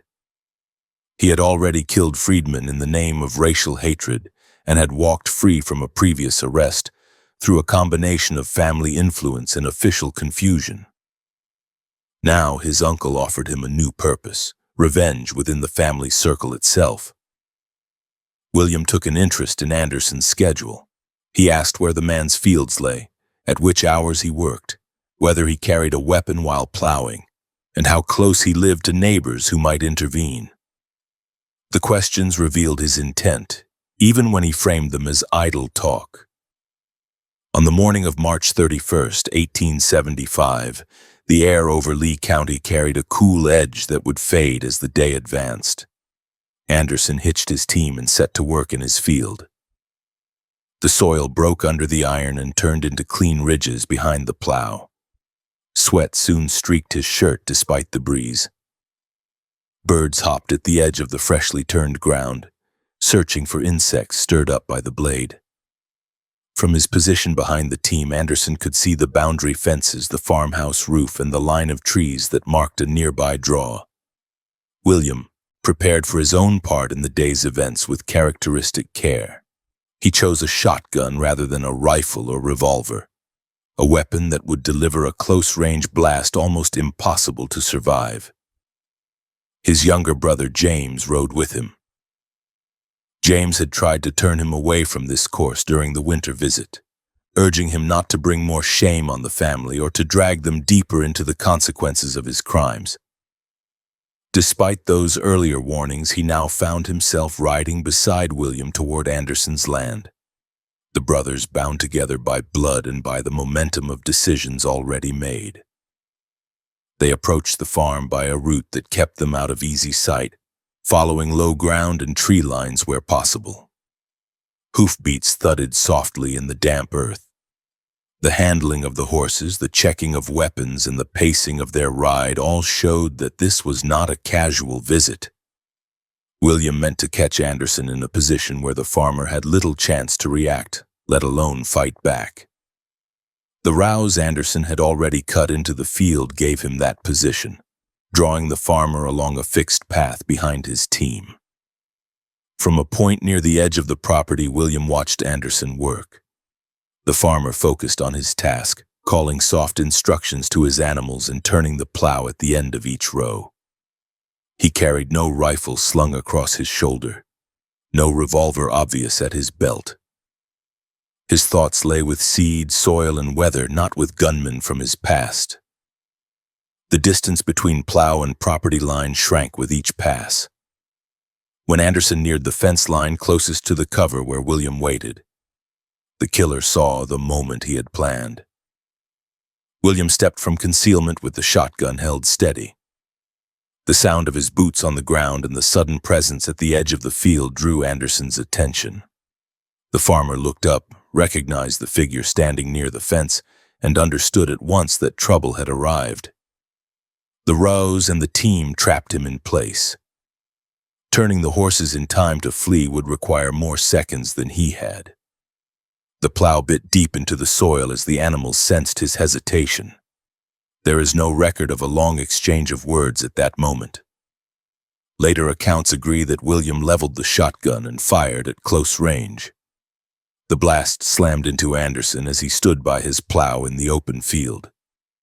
Shot tore through cloth and flesh, driving him backward. He collapsed onto the disturbed earth he had been trying to tame into orderly rows. The team jolted at the noise and scent of blood, snorting and tossing their heads, harness creaking as they tried to move. William did not stop at the first shot. He stepped closer and fired again to make certain that Anderson would not rise from the ground. The second discharge echoed across the field, sending a clear message to anyone within earshot that this was not an accident or a stray shot from a distant hunter. It was deliberate killing in daylight. Moments a man who had begun the morning as a working farmer lay dead among the furrows he had carved. James witnessed the scene from horseback. He saw his brother standing over a childhood friend with the smoking shotgun in his hands, saw the stillness that follows a fatal wound, and knew that nothing could now undo what had been done. This was no fight in a saloon corner, no scuffle that spun out of control. Anderson had been unarmed, engaged in ordinary labor. The gap between that reality and the violence William had unleashed underlined just how far his older brother had moved from any shared understanding of right and wrong. The two brothers did not linger long in the field. William checked the body to ensure that Anderson was dead, then moved back toward the fence. They left the team standing amid the turned soil and rode away from the farm at a brisk pace, heading toward country where they believed they could avoid immediate arrest. Behind them, the plow stood crooked in the earth, the animals shifting nervously as the day's work halted in sudden silence. The first people to reach the field after the shooting confronted a brutal sight. A neighbor, having heard the blast, came to investigate and found Anderson lying in the furrow, his clothing soaked with blood. The team still stood in place, traces tugging at the harness as the animals shifted and snorted. The plow's handles jutted at an angle, abandoned mid-task. Word spread quickly from farmhouse to farmhouse. In a community as small as Evergreen, news of a fresh killing traveled faster than any formal dispatch. Those who heard the first report soon connected the death to the simmering anger over little Cale's fatal accident. Residents had heard Caleb's accusations for months. They knew that William had returned to the area and that he possessed both the temperament and the skills to carry out such an attack. Within hours, many people in Evergreen spoke openly of what they believed had happened, that Caleb had demanded revenge and that William had supplied it with a shotgun blast in a field. Law officers received confirmation soon after. Anderson's body bore the clear marks of close-range shotgun fire. Witness accounts placed William and James in the vicinity before and after the killing. The pattern of previous murders, especially the ambushes of freedmen on rural roads, fit too neatly with this new crime to allow any doubt in the minds of investigators. A warrant went out for Longley's arrest, and notice of the killing reached officials beyond Lee County as well. For the Longley family, the news cut in several directions at once. Caleb had seen his demand for vengeance fulfilled in the most direct way. The man he blamed for his son's death lay dead in a field. Yet the act brought a fresh wave of scrutiny and danger down on the entire clan. Campbell and Sarah, already burdened with the knowledge of earlier murders, now faced the fact that their son had slaughtered a former friend in cold blood within riding distance of their old home.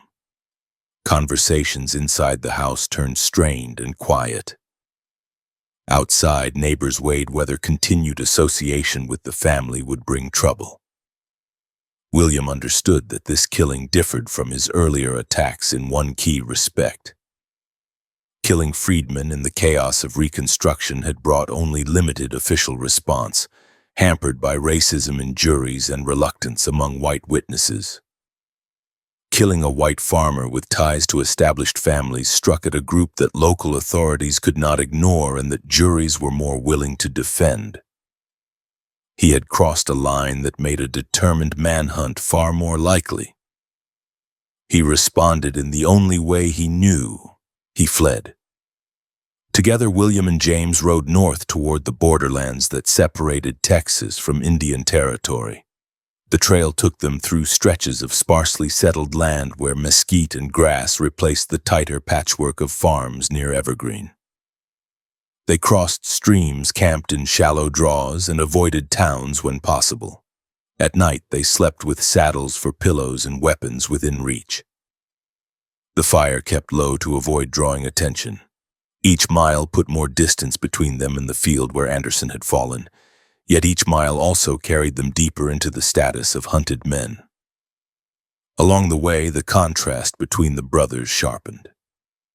William spoke of the killing as a completed task, an act that had balanced a family grievance. He showed no sign of anguish over the dead man's wife, relatives, or plans interrupted by the blast of a shotgun. James, younger and less hardened, carried the weight differently. He had not pulled the trigger, yet he had ridden with the killer. He had seen Anderson fall. As they rode, he faced the prospect that, if captured, he might stand in court beside William, facing the gallows for a murder he had not physically committed. In counties they passed through, rumors of their flight mingled with existing stories of Longley's earlier crimes. Some residents heard that the brothers had crossed into Indian Territory, seeking to lose themselves among settlements and camps beyond the immediate reach of Texas sheriffs. Others claimed that they had been seen near cattle herds farther west, taking work under assumed names while the heat cooled. Exact details of every camp and crossing remain thin in surviving records, but one fact stands clear. William did not turn himself in. He treated the killing as another event to outrun rather than an act to answer for. The state's response grew more focused in the months after the murder. Officials posted a new reward for William's capture, emphasizing the killing of Anderson as a central offense. Handbills described him as armed, dangerous, and already responsible for multiple deaths. They noted that he often used a shotgun at close range and that he moved frequently between counties and even across state lines. For law officers who took their work seriously, these notices turned the hunt for Longley into part of a broader effort to prove that Texas could, at least in some cases, bring violent men to account. James's path diverged from his brother's during the summer of 1875. The younger Longley returned to Bell County and surrendered to authorities, submitting to arrest and trial on charges connected to the Anderson murder. In court, he faced accusations that he had aided William in the act. Witnesses described seeing the two brothers together, and prosecutors tried to tie him to the planning as well as the flight. Through testimony and argument, James and his representatives persuaded the jury that he had not shared his brother's intent and had not fired the weapon. The court acquitted him. He walked free, carrying the memory of the killing but no formal sentence. William did not appear in that courtroom. While his brother sat before judge and jury, he remained at large. The acquittal removed one potential source of leverage for law officers who could no longer hold the threat of James's fate over William's head. It also underscored the limits of formal justice when confronted with complex events carried out in remote fields. A dead man, a grieving community, and a known killer still on the run highlighted a gap between verdicts on paper and violence carried out with a shotgun among the furrows of a farm.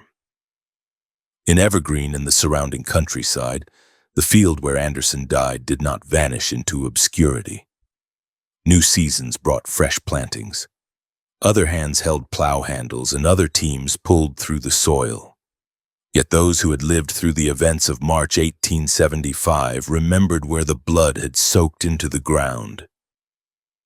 Passing the spot, they thought of a working farmer caught and executed under the open sky. Not by bandits seeking money, but by a former friend turned family assassin. The killing altered Longley's reputation even among white residents who had quietly approved his earlier attacks on black victims. Some who had once spoken of him as a rough defender of old values now admitted in private that he had gone too far. Others clung to the idea that Anderson must have deserved his fate, reshaping the story in their own minds to preserve the comfort of racial and family loyalty. In black communities still suffering from the damage of his earlier murders, the death of a white farmer at his hands only reinforced their existing view, that Longley's violence respected no boundary and that any person he chose could fall next. By the close of 1875, the shotgun blasts in Anderson's field stood as a turning point in Longley's life. He had shifted from a racist killer of freedmen to a man who also murdered within his own racial and social circle, guided by a sense of vengeance twisted beyond any recognizable law. The state of Texas, slow to act when his victims were black, now had a clear white casualty to sight as it tightened its pursuit. From that moment forward, every step he took, every alias he adopted, and every new killing he committed carried the weight of that morning on the field near Evergreen, when a farmer's workday ended under the force of a shotgun wielded by an old neighbor. By the closing weeks of 1875, the wanted notices naming William Preston Longley still hung on courthouse walls from Lee County into central Texas. The Anderson killing lay only months in the past, and word of that murder still followed him from county to county. While James Stockton Longley faced a jury and then walked free, his older brother moved again into new country, carrying the same shotgun temper and the same need to answer every slight in blood. He drifted into McLennan County using an alias, Under the name Jim Patterson, he secured work near Waco with a farmer and cotton gin owner named John Sedberry. The country around Sedberry's place differed from the mixed farms of Evergreen. Cotton rows ran in long, straight lines toward the Brazos River, and the steady beat of gin machinery carried through the night from wooden buildings lit by lamps. Freight wagons rolled in and out of Waco, and the town's streets held more permanent stores than the scattered trading points of his boyhood. On Sedberry's farm, Longley passed as a tall, hired hand who worked the rows, hauled bales, and split firewood. He answered to the false name, kept his past to himself, and watched the people around him with the measuring stare that had marked him since youth. In town, he gravitated to men who drank hard and looked for excitement after long days in the fields or gins. Among those were Robert Rushing and other rough characters who were willing to slide from steady labor into robbery and beatings whenever an opportunity appeared. Underneath the thin cover of his new name, he remained the same man who had shot travelers and neighbors in earlier years. Nothing in his nature softened under the McLennan County sky. Longley still believed that insult demanded an answer, and that the surest way to erase a grievance was to kill the man who had caused it. In Waco, he met a young local named George Thomas. Thomas rode with the same hunting parties and visited the same drinking places. He had roots in the county and friends who knew his family, and he did not treat the lanky stranger who called himself Jim Patterson with the deference that Longley expected from people who sensed danger. The two men moved in the same circle long enough for friction to build. In that world, a sharp word, a careless shove, or a look held a fraction too long could turn into a fight. Thomas had friends who viewed him as one of their own. To them, Longley was an outsider with quick hands and a quiet manner that did not quite hide his temper. When the men of that circle planned a fox hunt for a cold November evening, both Longley and Thomas joined the ride, and the tension between them rode out with the hounds. On the evening of November 13th, 1875, the air near Waco turned sharp and cold. A line of riders gathered with hounds on the edge of open country, cloaks and coats pulled tight, breath visible in the lantern light. Saddles creaked as men shifted and joked with one another, and the dogs strained at leashes, eager to run. The group moved out over uneven ground, riding between patches of brush and open stretches of pasture, the noise of horses, men, and animals breaking the quiet of the darkening fields. During that hunt, words between Longley and Thomas turned hot. Accounts given later agree that the two men quarreled, and that harsh language quickly replaced the easy talk of the ride. The argument became a fistfight. Men stepped back to give them room while the hounds milled around them and barked at the sudden change in tone. Longley and Thomas swung at each other in the unsteady light from swinging lamps, boots sliding in trampled grass and loose soil. When others pulled them apart, the dispute had not truly ended. The fists had not settled what pride and resentment had set in motion. In the days that followed, Longley carried that unfinished fight like a fresh wound. The fact that he had fought a local man with bare hands and had not forced him into submission cut across the cruel image he held of himself. He did not let the matter fade. Instead, he equipped himself with a revolver, watched for Thomas in town and in the nearby countryside, and waited for a moment when he could confront him without a ring of onlookers. In his mind, the fox hunt no longer marked a shared evening of riding and sport. It had become the opening act in a private feud that he intended to end with gunfire. The second encounter between the two men took place without a crowd. Thomas went regarding his business, unaware that Longley had chosen the day as the time to settle the score. When the meeting came, Longley drew the pistol and fired 3 times. Witnesses later described seeing George Thomas drop under the impact of those rounds, shot before he could turn the clash into any form of equal fight. One of the bullets entered his body from behind. That single fact fixed the event in the minds of law officers and citizens as a deliberate backshooting rather than any form of armed contest. The sound of the shots carried across the nearby ground and drew people to the scene. They found Thomas down and gasping or already still, his coat torn and stained, the soil marked with blood and scuffed by the final movements of his body. The lines of his face that neighbors knew from work and social gatherings were slack in death. Longley did not linger to give any account of what he had done. He left before the first men to arrive could get a clear look at his face, leaving behind only the physical evidence of what his anger and his weapon had done. Those who had known Thomas as a friend and relative took in the sight of his body and listened to the reports of how he had fallen. The bare facts of a man who had once ridden out with hounds now lying on the ground with bullet wounds in his back and side. Grief and anger mixed in their reactions. Some focused on the memory of his daily life in McLennan County. Others fixed on the knowledge that the killer had stepped away from a fist fight, armed himself, and then returned to carry out a cold killing. McLennan County officials moved to turn those facts into a formal case.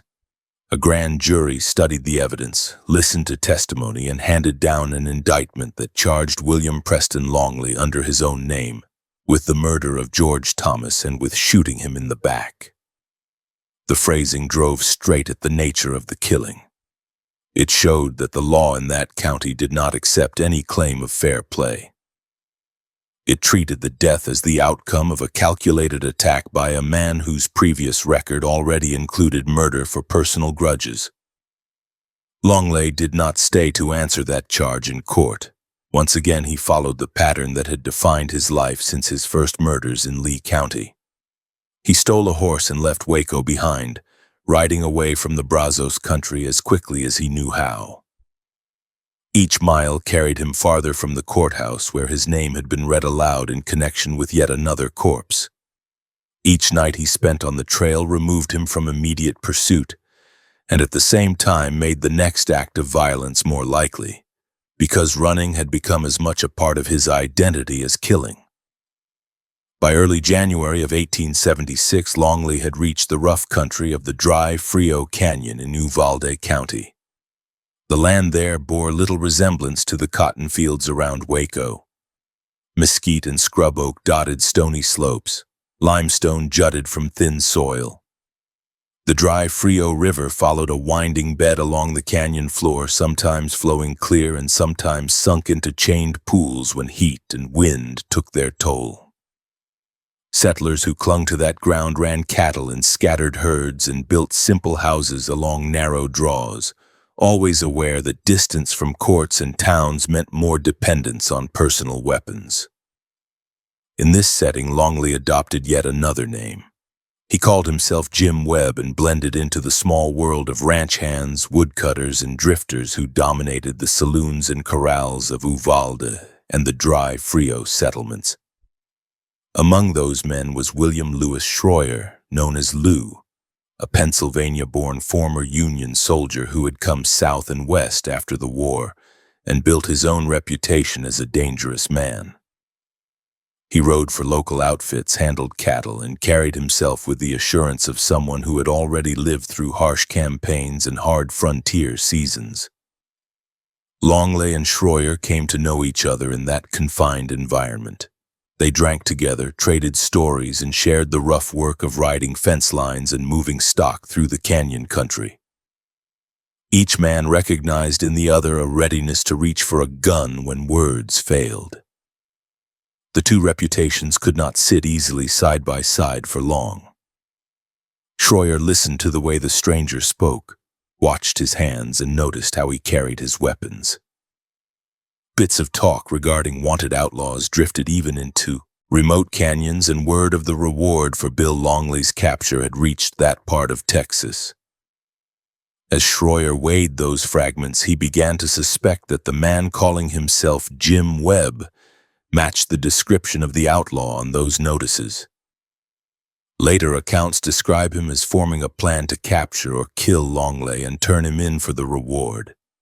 If such a plan moved forward, it would have done so in private conversations and cautious inquiries, because both men operated in a world where an incautious remark could bring a bullet. What is clear from the record is that Longley learned that Schroyer had linked him to the wanted killer and that a man with a gun and a reputation intended to profit from that knowledge. Faced with that threat, Longley chose not to slip away into another county. Instead, he reached for the simplest shield he could find, a badge. In Uvalde, he presented himself as a man willing to assist the law in dealing with a troublemaker out in the dry Frio country. He persuaded local authority to grant him temporary status as a deputy, enough at least to allow him to claim that he was acting under color of law. That scrap of standing gave him a way to turn his own fear and resentment into a supposed duty, providing a legal face for what remained a personal decision to remove a rival. With that badge in his pocket, Longley recruited another man to ride with him, a local named William Hayes. Hayes agreed to serve as a helper on the proposed arrest. On January 10, 1876, the two men set out toward the canyon. Before leaving, they approached Schroyer and told him that they had killed a cow and wanted him to share the meat. It was a simple story, the kind of explanation that fit life in a remote ranching district where neighbors often pooled resources and meat did not go to waste. Schroyer accepted the invitation and prepared to ride. The small party of 3 riders and several dogs moved into the dry Frio Canyon. Hooves struck stone and thin soil as they followed the winding trail among cedar and oak. The dogs ranged ahead and to the sides, noses low, occasionally circling back with short, sharp barks. The canyon walls rose on either side, hemming in sound and movement.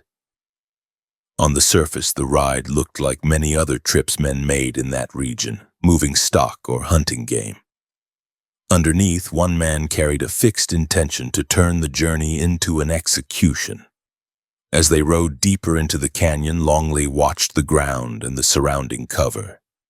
He wanted a position where he and Hayes would have room to move, and where Schroyer would find it hard to escape once the first shots were fired. When they reached a stretch where brush pressed close to the trail on both sides and the walls narrowed just enough to limit alternate paths, Longley saw the conditions he had been seeking. There, on that uneven stretch of road flanked by rocks and scrub, he prepared to act. Schroyer sensed the change before the first bullet flew.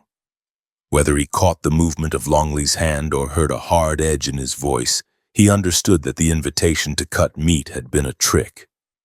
He drove his heels into his horse's flanks and tried to break away down the trail, hoping speed and surprise would save him. Dust and loose stones flew from under the horse's hooves as the animal sprang forward with the pack of dogs racing beside it. Longley and Hayes raised their guns and fired. Shots cracked in the confined space of the canyon. Bullets tore into the air around the fleeing rider. One round struck Schroyer's horse, bringing the animal down and throwing its rider hard onto the ground. Even as he fell, Schroyer turned his own weapon on his pursuers. He fired and hit Longley's horse, dropping it and sending Longley sprawling. The animals' bodies blocked parts of the narrow trail, and the fight shifted onto the men themselves, now on foot with scattered cover and rock around them. In the exchange that followed, Hayes took a bullet in the thigh. The impact jolted him in the saddle. His horse panicked at the noise and pain and bolted away down the canyon with the wounded deputy still astride, carrying him out of the center of the fight. That left Longley and Schroyer facing one another with only scattered cover and the canyon walls to contain them. Schroyer pulled back into a patch of tall grass and low trees, using the broken ground and his dogs as a partial screen. Longley kept to the shelter he could find among rocks and brush, eyes fixed on any sign of movement. The two men traded fire from those positions, each aware that a single exposed movement could mean death. The sound of their pistols cracked against the stone on both sides. Smoke from burned powder hung in still sections of air near the canyon floor. Schroyer's dogs barked and darted among the brush, stirred by the noise and the scent of sweat and blood. Neither man offered to lower his gun. Each had lived long enough in violent company to know that surrender in such a moment carried little chance of mercy. After a stretch of scattered shots and tense silence, Schroyer called out that he wanted to talk. His voice carried through the brush between them. Longley answered not with words but by moving in closer. He picked his way toward the patch where he knew Schroyer lay, stepping past stones and around low shrubs, revolver ready. In later descriptions of the fight, he claimed that when he drew near, Schroyer tried to lift his weapon for one more shot. In that telling, Longley fired first and killed him before he could pull the trigger. What no one disputed was the end result. William Lewis Schroyer lay dead in the grass, and the man who had lured him there still held the gun. The killing in the canyon differed in important ways from Longley's earlier murders. Schroyer had fired back, dropped Longley's horse, and wounded Hayes. For once, Longley's target had met his aggression with equal willingness to shoot, and the outcome had rested on movement, cover, and aim in a twisting landscape rather than on a one-sided attack against an unarmed victim. Yet even in this rare running gunfight, Longley's basic pattern remained. He had not faced Schroyer in a town street with no disguise. He had lured him out under false pretenses, turned a neighborly errand into a trap, and used a badge to give the killing a thin cover of law. Word of the death moved from the dry Frio country into Uvalde and onward to other settlements. People who had known Schroyer as a hard, quarrelsome, but familiar presence now heard that he had been shot down under color of an arrest. Some said that two dangerous men had met, and that one less gunman now rode the canyon trails. Others focused on the detail that struck them hardest, that Longley had once again twisted the forms of community life, in this case the badge and the pretense of neighborly sharing, into tools for personal murder. For Longley, the fight in the canyon marked another step in a steady descent. He had killed George Thomas after a hunt near Waco, and had then ridden into the dry Frio country to live under another name.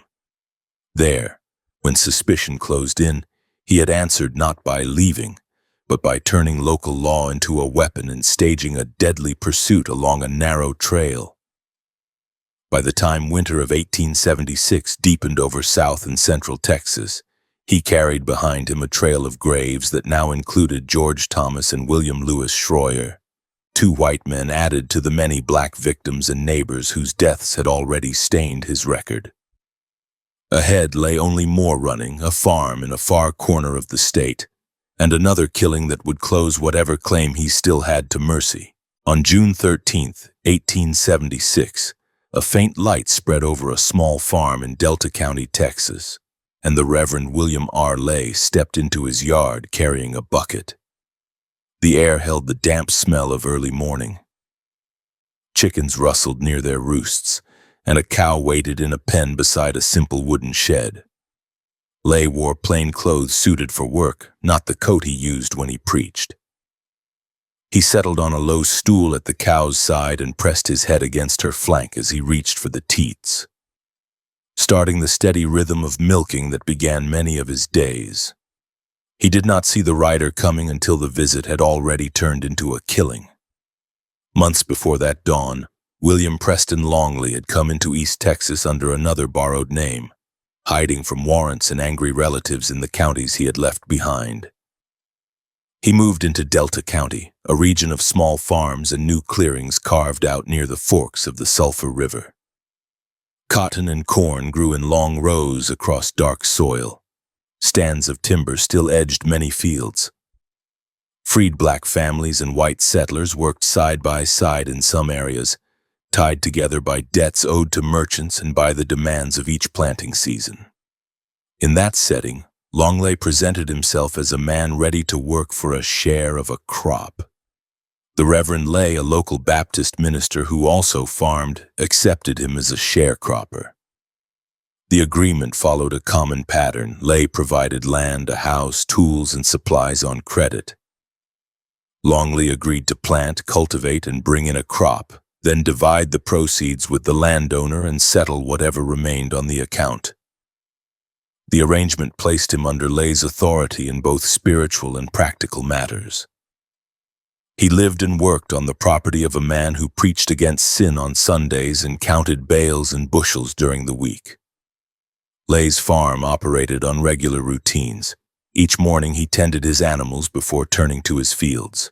He held services for nearby families, visited sick neighbors, and tried to balance the demands of ministry with the hard labor of keeping a farm alive. People who knew him described him as patient, steady, and firm in his beliefs. The decision to take in a boarder and sharecropper reflected his effort to keep his land productive in uncertain times. Longley slept under the roof of a man who believed deeply in forgiveness and order, yet who had little idea that his new tenant carried a long trail of blood behind him. For a brief spell, Longley worked under this system without open trouble. He walked rows, swung a hoe, and helped with chores in the yard.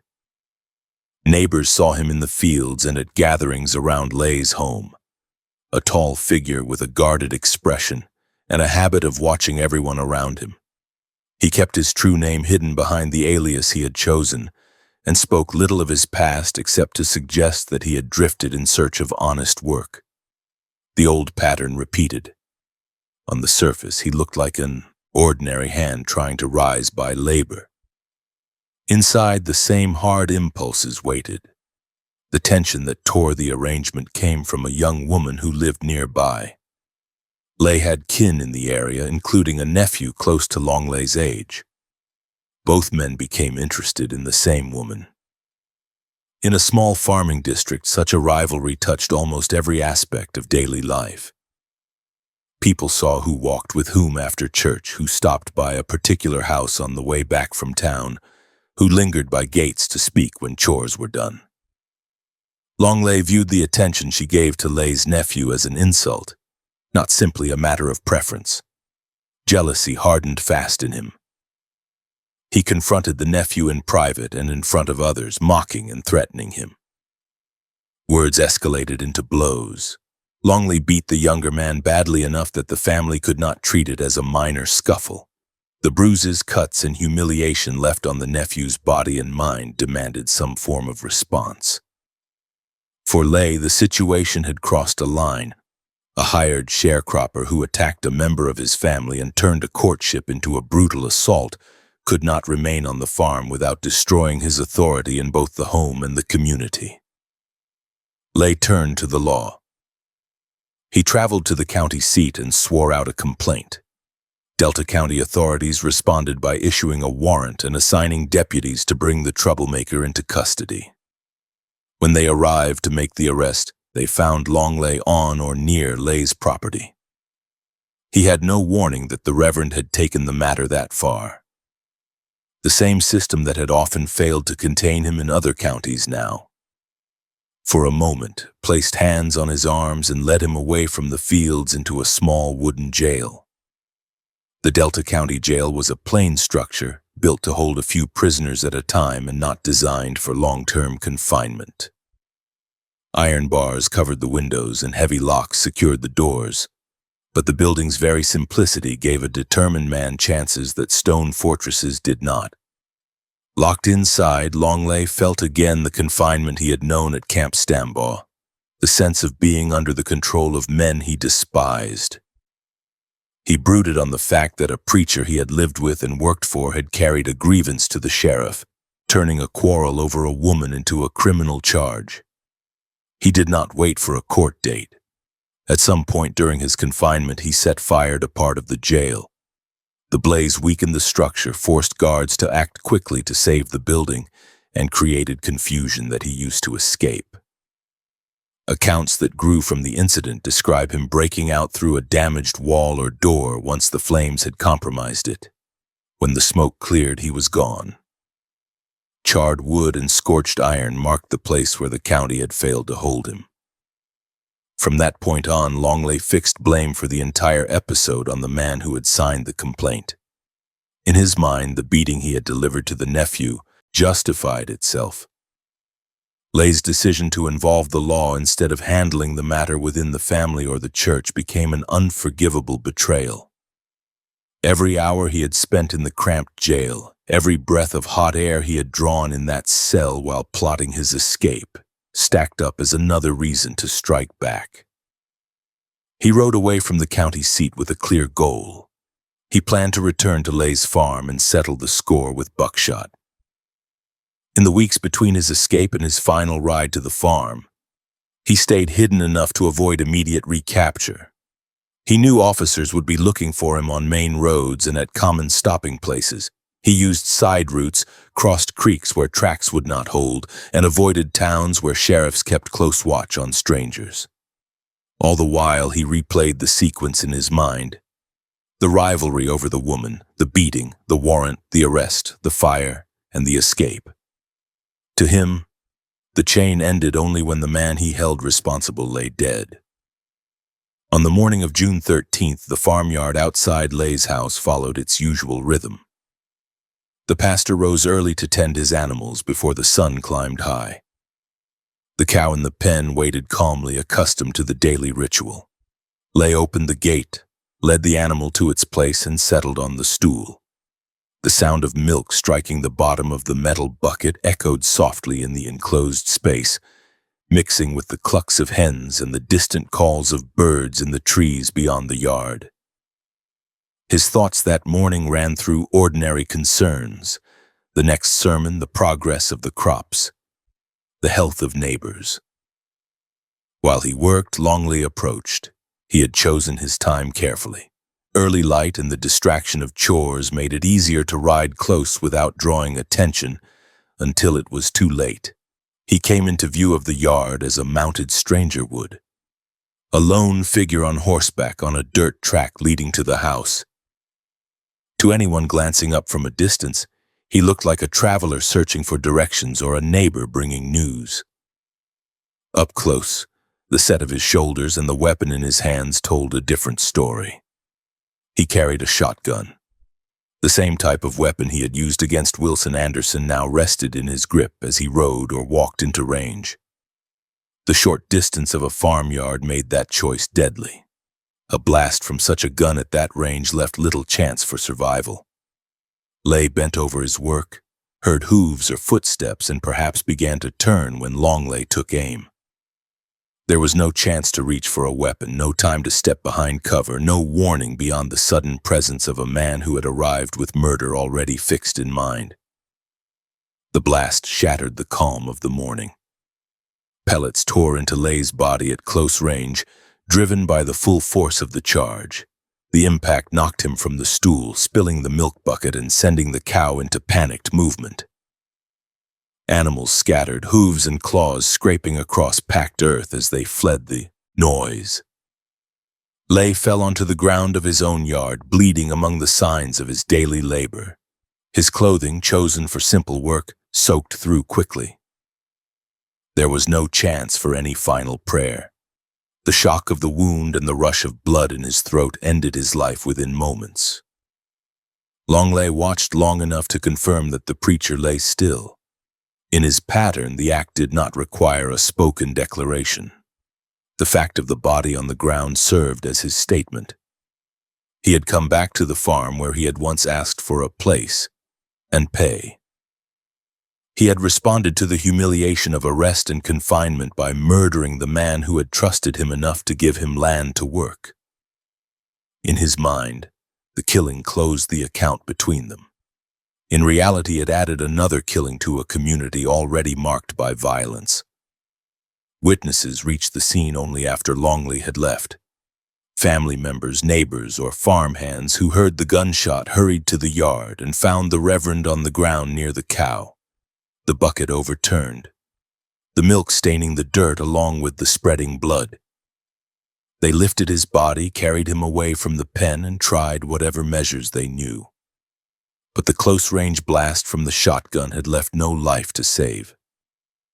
A man who had prayed with them, performed marriages, preached funerals, and helped see to the welfare of their souls and bodies now lay dead in the very space where he had begun so many days in service. The horror of the scene spread quickly through Delta County. Word moved from house to house, across fields, and into the small settlements where people bought supplies and shared news. A preacher had been killed while milking a cow in his own yard. The killer was the sharecropper who had once eaten at his table, beaten his nephew, burned his way out of the county jail, and ridden back to settle a grudge with a shotgun. In a region where many already knew stories of Longley's earlier killings, this act stood out even among his other crimes for its cold focus and its violation of hospitality. Law officers in the county had no doubt regarding the identity of the murderer.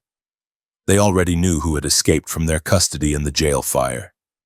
They knew who had quarreled with Lay's nephew, who had worked under Lay's supervision, and who had disappeared just before the killing.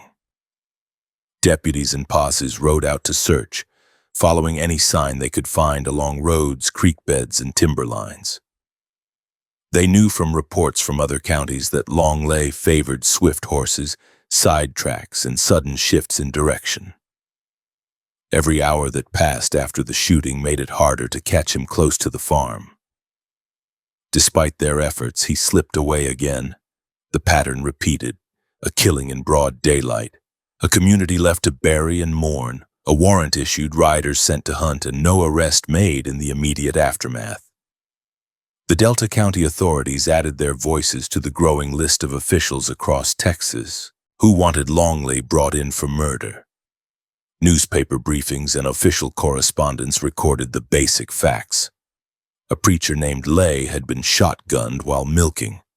The killer had a record that stretched back to the terrorizing of freed people after the war. For the people who had sat in Lay's congregation, the attack had layers of meaning that went beyond legal reports. They remembered his sermons, his visits to the sick, his counsel offered during hard seasons. They knew the sound of his voice reading from the Bible, leading hymns and blessing their children.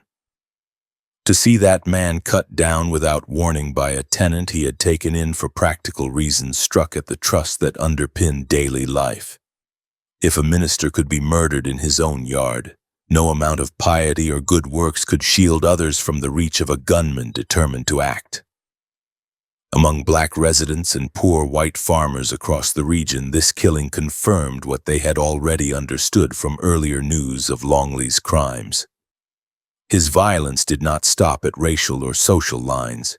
He had targeted freedmen with particular rage, but he also turned his weapons on white farmers, hunters, and now, a minister.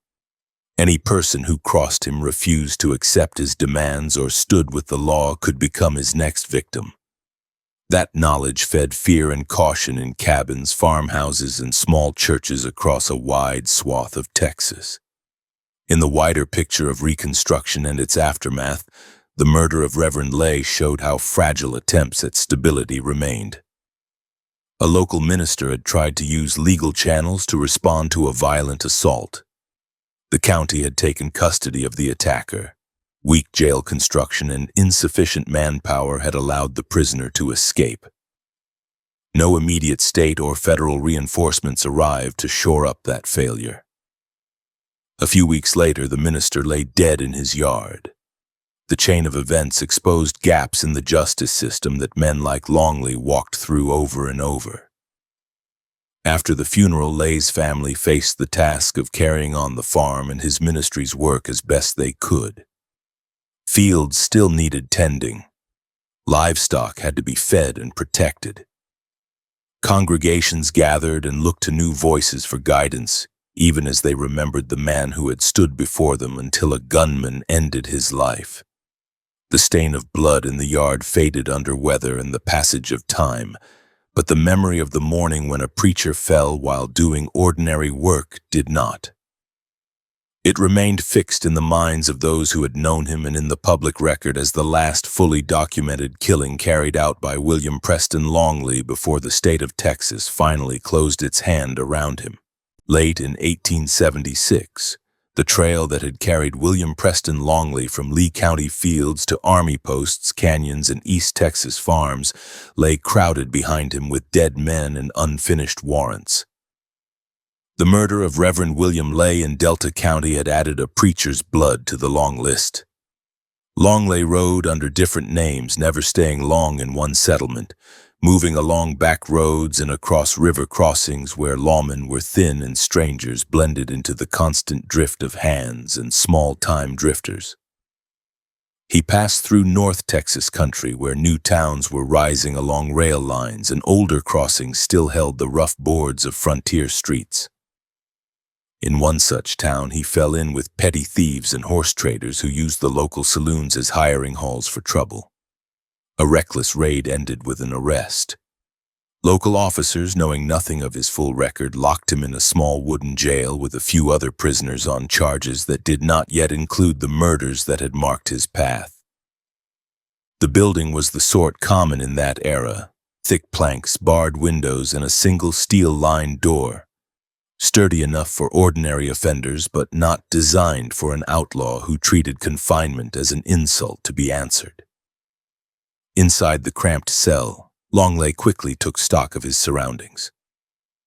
A stove squatted in the corner of the hallway outside the bars, throwing off enough heat to soften the air in the room. A single guard handled most watches, relying on the town's quiet reputation more than on any real system. Two other men sat in a neighboring cell, jailed over a stock theft that had stirred anger among local ranchers. They worried about their fate and studied the stranger who carried himself with the calm of someone who had seen far worse walls. Longley listened to their talk and soon saw that freeing them would embarrass the sheriff and swell his own legend. On a day when the sheriff and deputy both left the building on errands and only one untested guard remained, Longley put his plan into motion. He called the guard closer with a story about illness and cramped restraints, speaking in a calm voice that masked the violence waiting just behind it. When the man stepped within reach, keys dangling from his belt, Longley lunged through the bars, seized his clothing, and yanked him against the iron. The sudden attack stunned the guard. Longley wrenched the keys loose, unlocked his own cell, and forced the man at gunpoint into the same cramped space he had just occupied. He then turned the keys on the cell that held the two stock thieves, letting them step free into the narrow hall. The men stared at him with a mix of gratitude and fear, understanding that their liberty now depended entirely on the mood of the outlaw who had opened their door. Together they stripped the guard of his weapon and boots, locked him behind the bars, and stepped through the single heavy door into the street. Longley pushed it shut behind them, shooting out the simple padlock for good measure before the three men hurried away into alleys and back lanes. The jailbreak humiliated the local officers and added one more wound to the authority of law in that part of Texas. When the sheriff returned and found his guard in the cell and his prisoners gone, anger burned hot. Notices went out to nearby counties describing the breakout and naming Longley among the escapees, this time with more detail about his record. For him, the incident fed the belief that he could make sport of any jail that did not watch him with constant care. The men who fled with him soon split off, vanishing into the scattered ranches and road crews that always absorbed small-time offenders. Longley stayed on the move, riding northeast toward the borderlands where Texas gave way to neighboring states. He used aliases freely, calling himself by one name in camp, another in saloons, and a third when he signed on for temporary work. He drifted across the Sabine region and into Louisiana, where cotton plantations, small farms, and pine woods offered the same mix of poverty and opportunity he had already exploited across Texas. In Louisiana, he took employment under yet another false name on a farm in DeSoto Parish. There he worked as a field hand and occasional cowboy, moving stock, chopping wood, and handling chores that required strength and a sure hand with animals. To neighbors, he appeared as one more wandering Texan who had come east in search of wages. He kept his head down when it suited him, spoke little about his past, and watched every stranger who arrived, measuring the chances that they might be carrying news or papers from Texas. Back in Bell County and Lee County, his family struggled with the aftermath of his actions. His father, Campbell, maintained contact through letters sent to him under the name he had chosen in Louisiana. Those letters, filled with family news, requests for safer conduct, and the steady pull of home, passed through post offices that kept careful records of senders and destinations.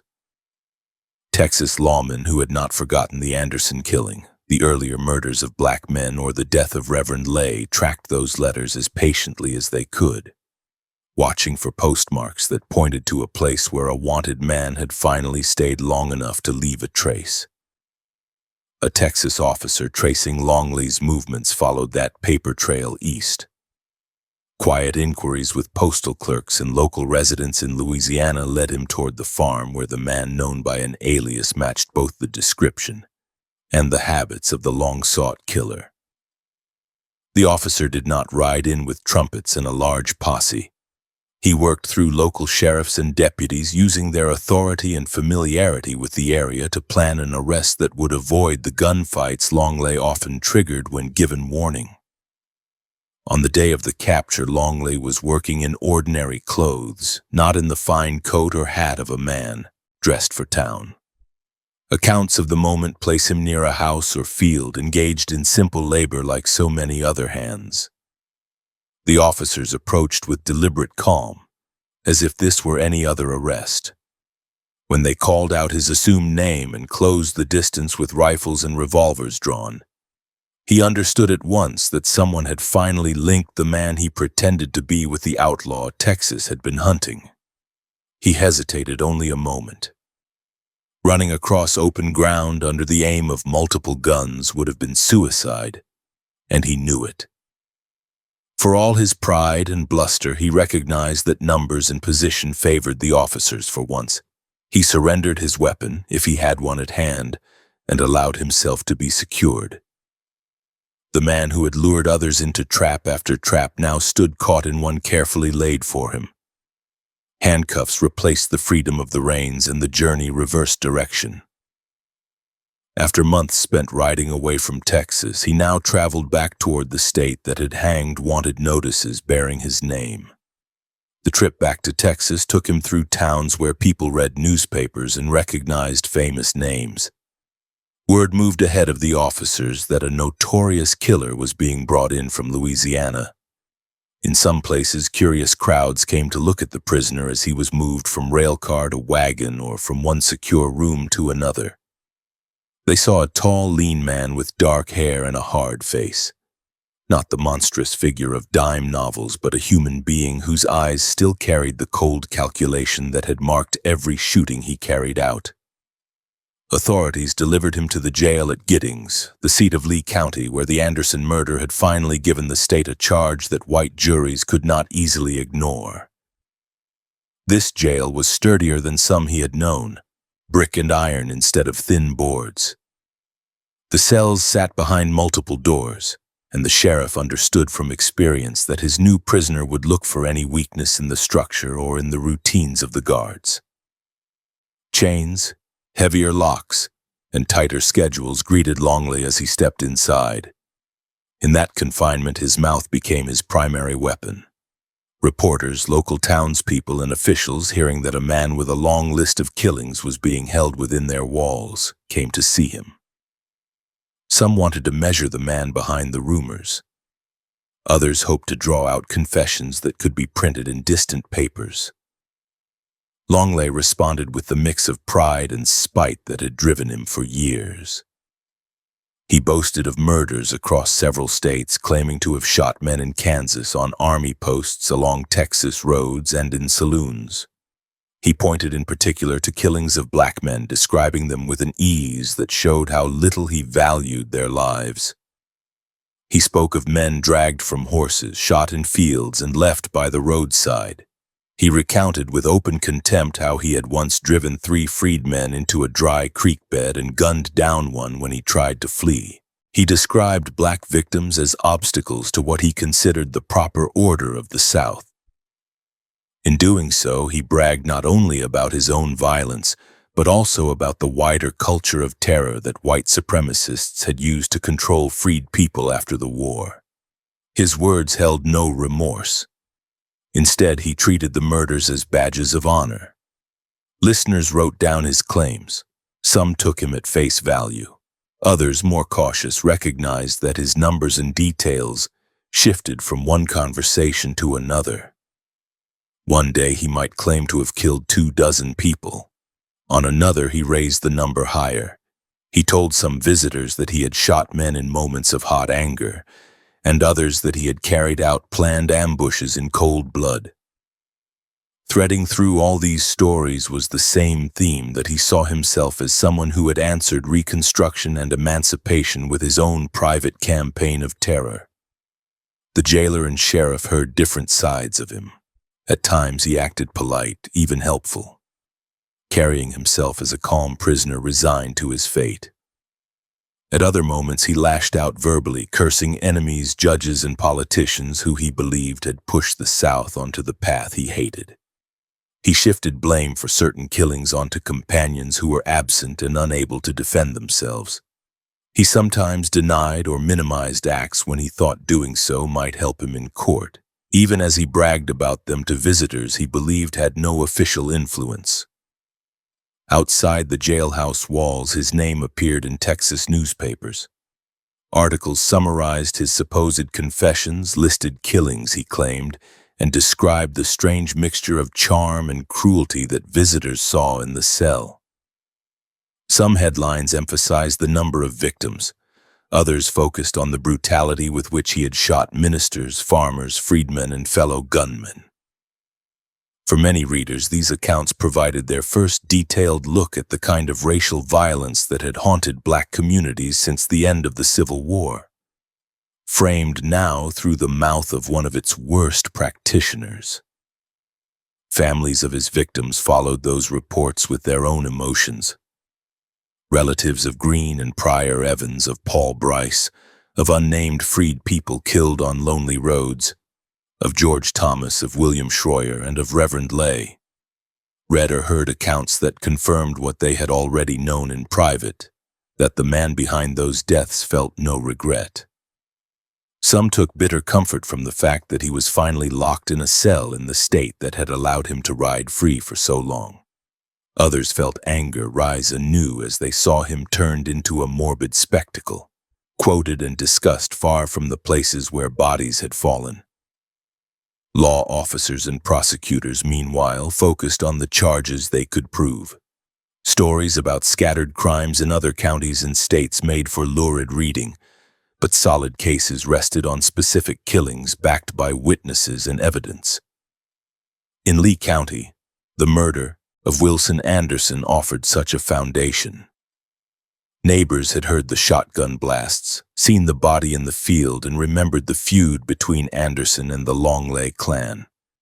Documents laid out the grievances Caleb had held and the threat William had posed when he began appearing near Anderson's land.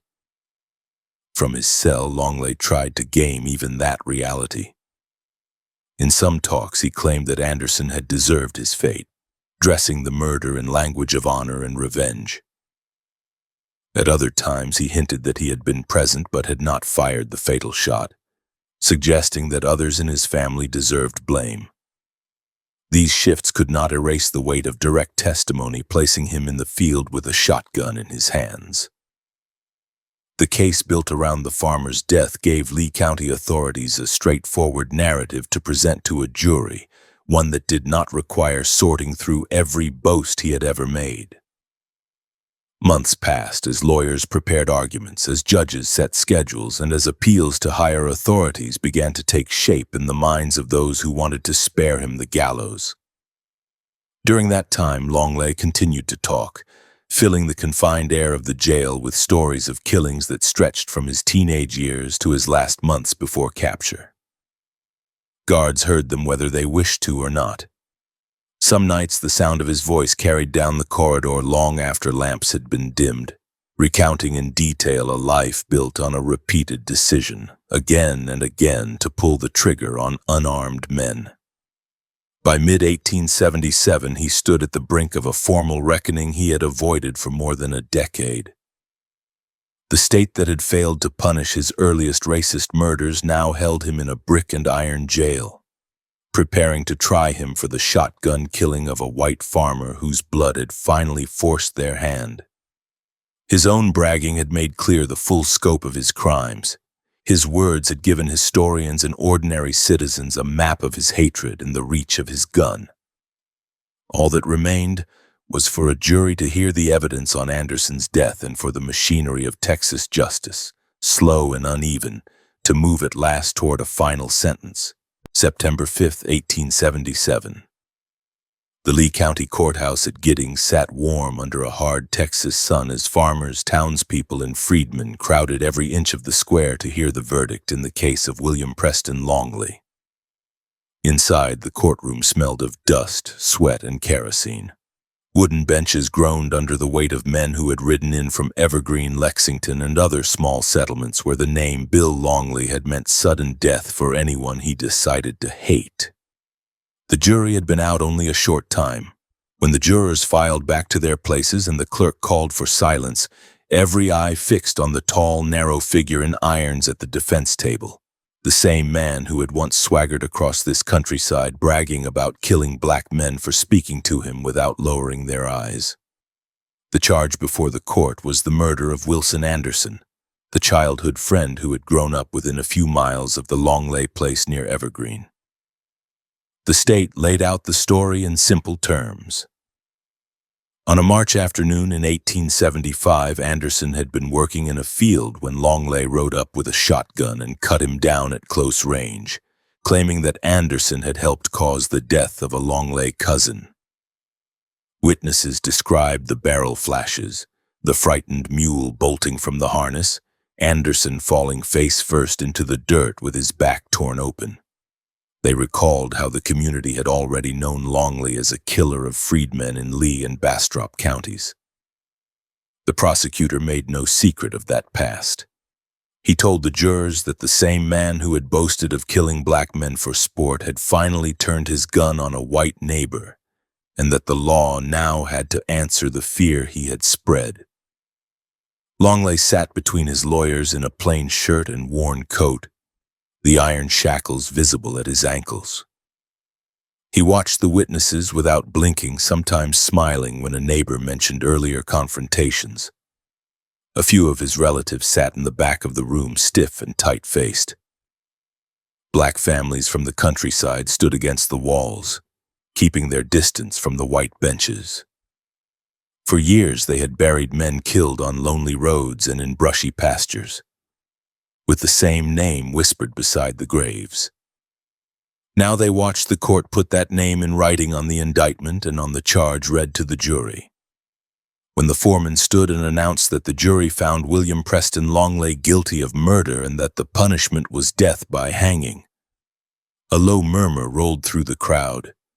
The judge's voice cut through it while he pronounced sentence, setting the execution date and reminding the condemned man that he had the right to appeal. Longley nodded once, still expressionless, as the sheriff's deputies closed in around him. On the porch outside, people pressed forward to see him led away in irons. Some shouted insults. Others simply stared, measuring the distance between this shackled prisoner and the armed bully who had once laughed while men crawled in the dust in front of him. The months that followed locked Longley into a small cell, first in Giddings and then in other secure jails as officials moved him to reduce the chance of rescue or lynching. The iron cot, tin cup, and slop bucket replaced the open sky and fast horses that had carried him from Uvalde County to DeSoto Parish. He wrote letters, many of them self-serving stories that made him sound like a wandering gunfighter instead of a racist murderer who had hunted freedmen on the back roads of Reconstruction, Texas. To some correspondents, he claimed that he had killed 32 men and that most of them were black. He listed victims with casual pride, mixing real names such as Green Evans and Paul Bryce with invented episodes that had never appeared in any local record. His appeal went to the higher court in Austin and ran through the slow machinery of law. While the judges studied the record, people in Lee County and in the scattered communities where he had killed went on with their work, but they followed the case in the newspapers. Freedmen who had lived through the years when ex-Confederate riders terrorized them under the loose enforcement of Reconstruction waited to see whether a white man who had openly described killing black neighbors would actually hang. White farmers in Lee County watched as well, many of them weary of the lawlessness that had flourished after the war. When word spread in March 1878 that the appeal had been denied and that the death sentence stood, the news traveled by rail and by word of mouth to every settlement that had lived with Longley's threats. Petitions soon began to move in the opposite direction. In Nacogdoches County, where Sheriff Milton Mast had risked his life to arrest Longley at a Louisiana cotton farm, hundreds of residents signed a request asking that the sentence be reduced to life imprisonment.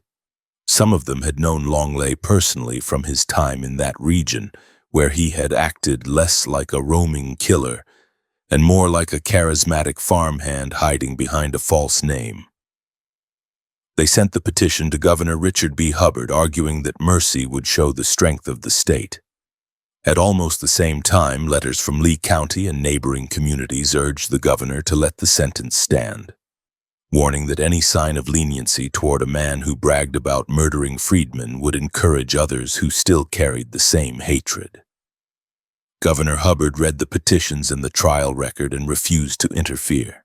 He referred to Longley as a bloodthirsty rascal and left the execution order in place.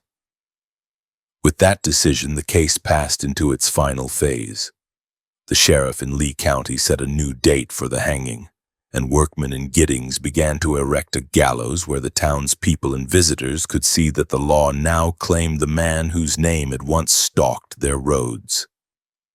Newspapers across Texas carried the date, turning a local crime into a statewide spectacle. In Giddings, the weeks before the hanging changed the town's rhythm.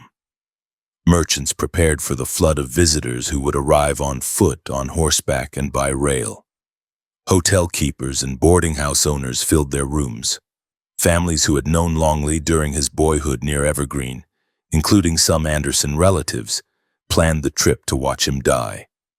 Black farm workers spoke quietly in their quarters and churchyards about what it would mean to see the rope close on a white man who had once felt safe, shouting that he was taught to kill black people who spoke up. For them, the execution promised not revenge, but a sign that even a racist killer could face the gallows when enough witnesses were willing to testify. Inside his cell, Longley complained about the sentence, yet continued to feed his legend. He told visiting reporters that he had survived previous hangings, spoke of imaginary rides with Cullen Baker's riders, and described shootings that had never taken place. At the same time, he began to speak differently when priests and local ministers visited. Catholic priests from Austin, including Father Spillard and another clergyman, counseled him regularly. In those visits, Longley admitted that his talk had often been lies told to make himself sound grand. He allowed the priests to instruct him in the Catholic faith, and shortly before the execution he accepted baptism and wore a small miraculous medal on a cord around his neck. The contradictions of those final weeks stood out to everyone who watched him. On some days he boasted to newspapermen that he had beaten the law for years and had made whole counties tremble. On other days he spoke more quietly, telling the priests that from his teenage years he had been taught that killing black men who answered back was acceptable, and that he had carried that belief into every drunken ride and ambush. He talked about the men whose names had appeared in sworn statements and indictments instead of his invented list of 32 victims. That shift did not erase what he had done, but it showed how his open racism had been woven into the culture he came from, and how he had used it as a shield for murder. On the morning of October 11, 1878, Giddings woke early. Trains unloaded passengers in clothing suited for a fair or a political rally. Wagons lined the roads leading into town. People poured into the streets until the courthouse square and the open ground near the gallows filled with bodies. Some came out of curiosity, some to see justice, and some because they knew the names of the dead men who had never been counted in Longley's tall tales. Among the crowd were black families who kept to their own groups, wary even in this moment of supposed justice, because many of the white men around them had once sympathized with Longley's views even if they had not followed him into outright murder. The gallows itself was a simple timber frame with a trap door, constructed on level ground where everyone could see. A rough wooden fence enclosed the inner space, but the height of the scaffold let the crowd watch the final steps. Law officers from multiple counties stood guard, rifles and revolvers in hand, not to protect Longley from his victim's kin, but to maintain order in a town pulsing with rumor, drink, and the thrill of a public killing. The sheriff, his deputies, and the local doctor took their positions. The Catholic priests waited near the steps, ready to walk with the condemned man. When guards brought Longley from the jail, he wore plain clothes and the small religious medal at his chest. Witnesses would later recall that he looked thinner than in the famous studio portrait taken during his earlier confinement, his hair less carefully arranged, his eyes more hollow. Even so, he kept the same restless energy that had carried him through bars in Coryell County and through brush country ambushes. He climbed into a wagon that carried him the short distance to the gallows, standing so the crowd could see him. Some people shouted insults, others pointed at him with a kind of grim satisfaction. On the platform, Longley stood beside the sheriff while the priests murmured prayers. Reporters and local officials listened closely, waiting for words that they could repeat in print. Longley did not curse the court or claim innocence. Instead, he spoke of his life in blunt terms. He acknowledged that he had lived wildly, spent years drunk and under arms, and taken lives that he had no right to take. To the crowd, he said that he saw many enemies and very few friends in front of him, and that he hoped God would forgive him. He asked that no one try to avenge his death, and then summed up his fate with the simple line that has followed him through every later account. He said he deserved this fate, and that it was a debt he owed for his wild, reckless life. After the speech, the sheriff placed the black hood over his head and adjusted the noose. The crowd fell silent except for the creak of the rope and the murmur of the priests. When the trap was released, something went wrong. Instead of a clean drop that would have snapped his neck and ended everything in an instant, the length of the rope allowed his body to fall too far. His feet touched the packed earth beneath the scaffold, and his full weight did not come onto the noose. The sheriff and his helpers had misjudged. In that moment, the scene turned from a measured execution into a slow strangling in front of hundreds of people. Law officers and assistants rushed to pull on the rope and lift his body so that the noose would tighten properly. Witnesses later described his body twisting and struggling, his legs scraping as the men hauled on the line. The process lasted for several long minutes, with groans and convulsive movements clearly visible to the crowd. Some onlookers turned away, others watched with a hard satisfaction. A few even laughed, finding brutal humor in the way a man who had inflicted so much pain now faced a clumsy, painful death. When the doctor finally stepped forward and checked for a pulse, Longley's body hung limp. The sheriff ordered the rope slackened and the body lowered. The hood came off and the priests made the sign of the cross over his face. Whatever inner conviction or fear had passed through Longley in those final breaths, the man who had once terrorized freedmen on country lanes now lay still at the feet of officers who had brought him to justice under the rules of a state he had spent his adult life defying. The undertakers placed his body in a simple coffin and carried it to the edge of the Giddings Cemetery, away from the plots reserved for respected families. There they buried him, the Catholic medal resting with him beneath the soil. No grand monument marked the grave, only a plain marker, and the memories of those who had seen his crimes and his clumsy end remained to point to the spot. In the weeks that followed, newspapers across Texas and beyond printed accounts of the hanging, some focusing on the botched mechanics of the rope, others on his last words, and still others on his record as a killer of black men and white neighbors. Even in death, Longley did not stay quiet in the public imagination. Years later, his father claimed that the hanging had been faked, that the coffin had held another body, and that his son had escaped. The story fed the old taste for outlaw legends in Texas. People repeated tales that Longley had slipped away to live under another name, or that the Catholic priests had helped spirit him out of Giddings.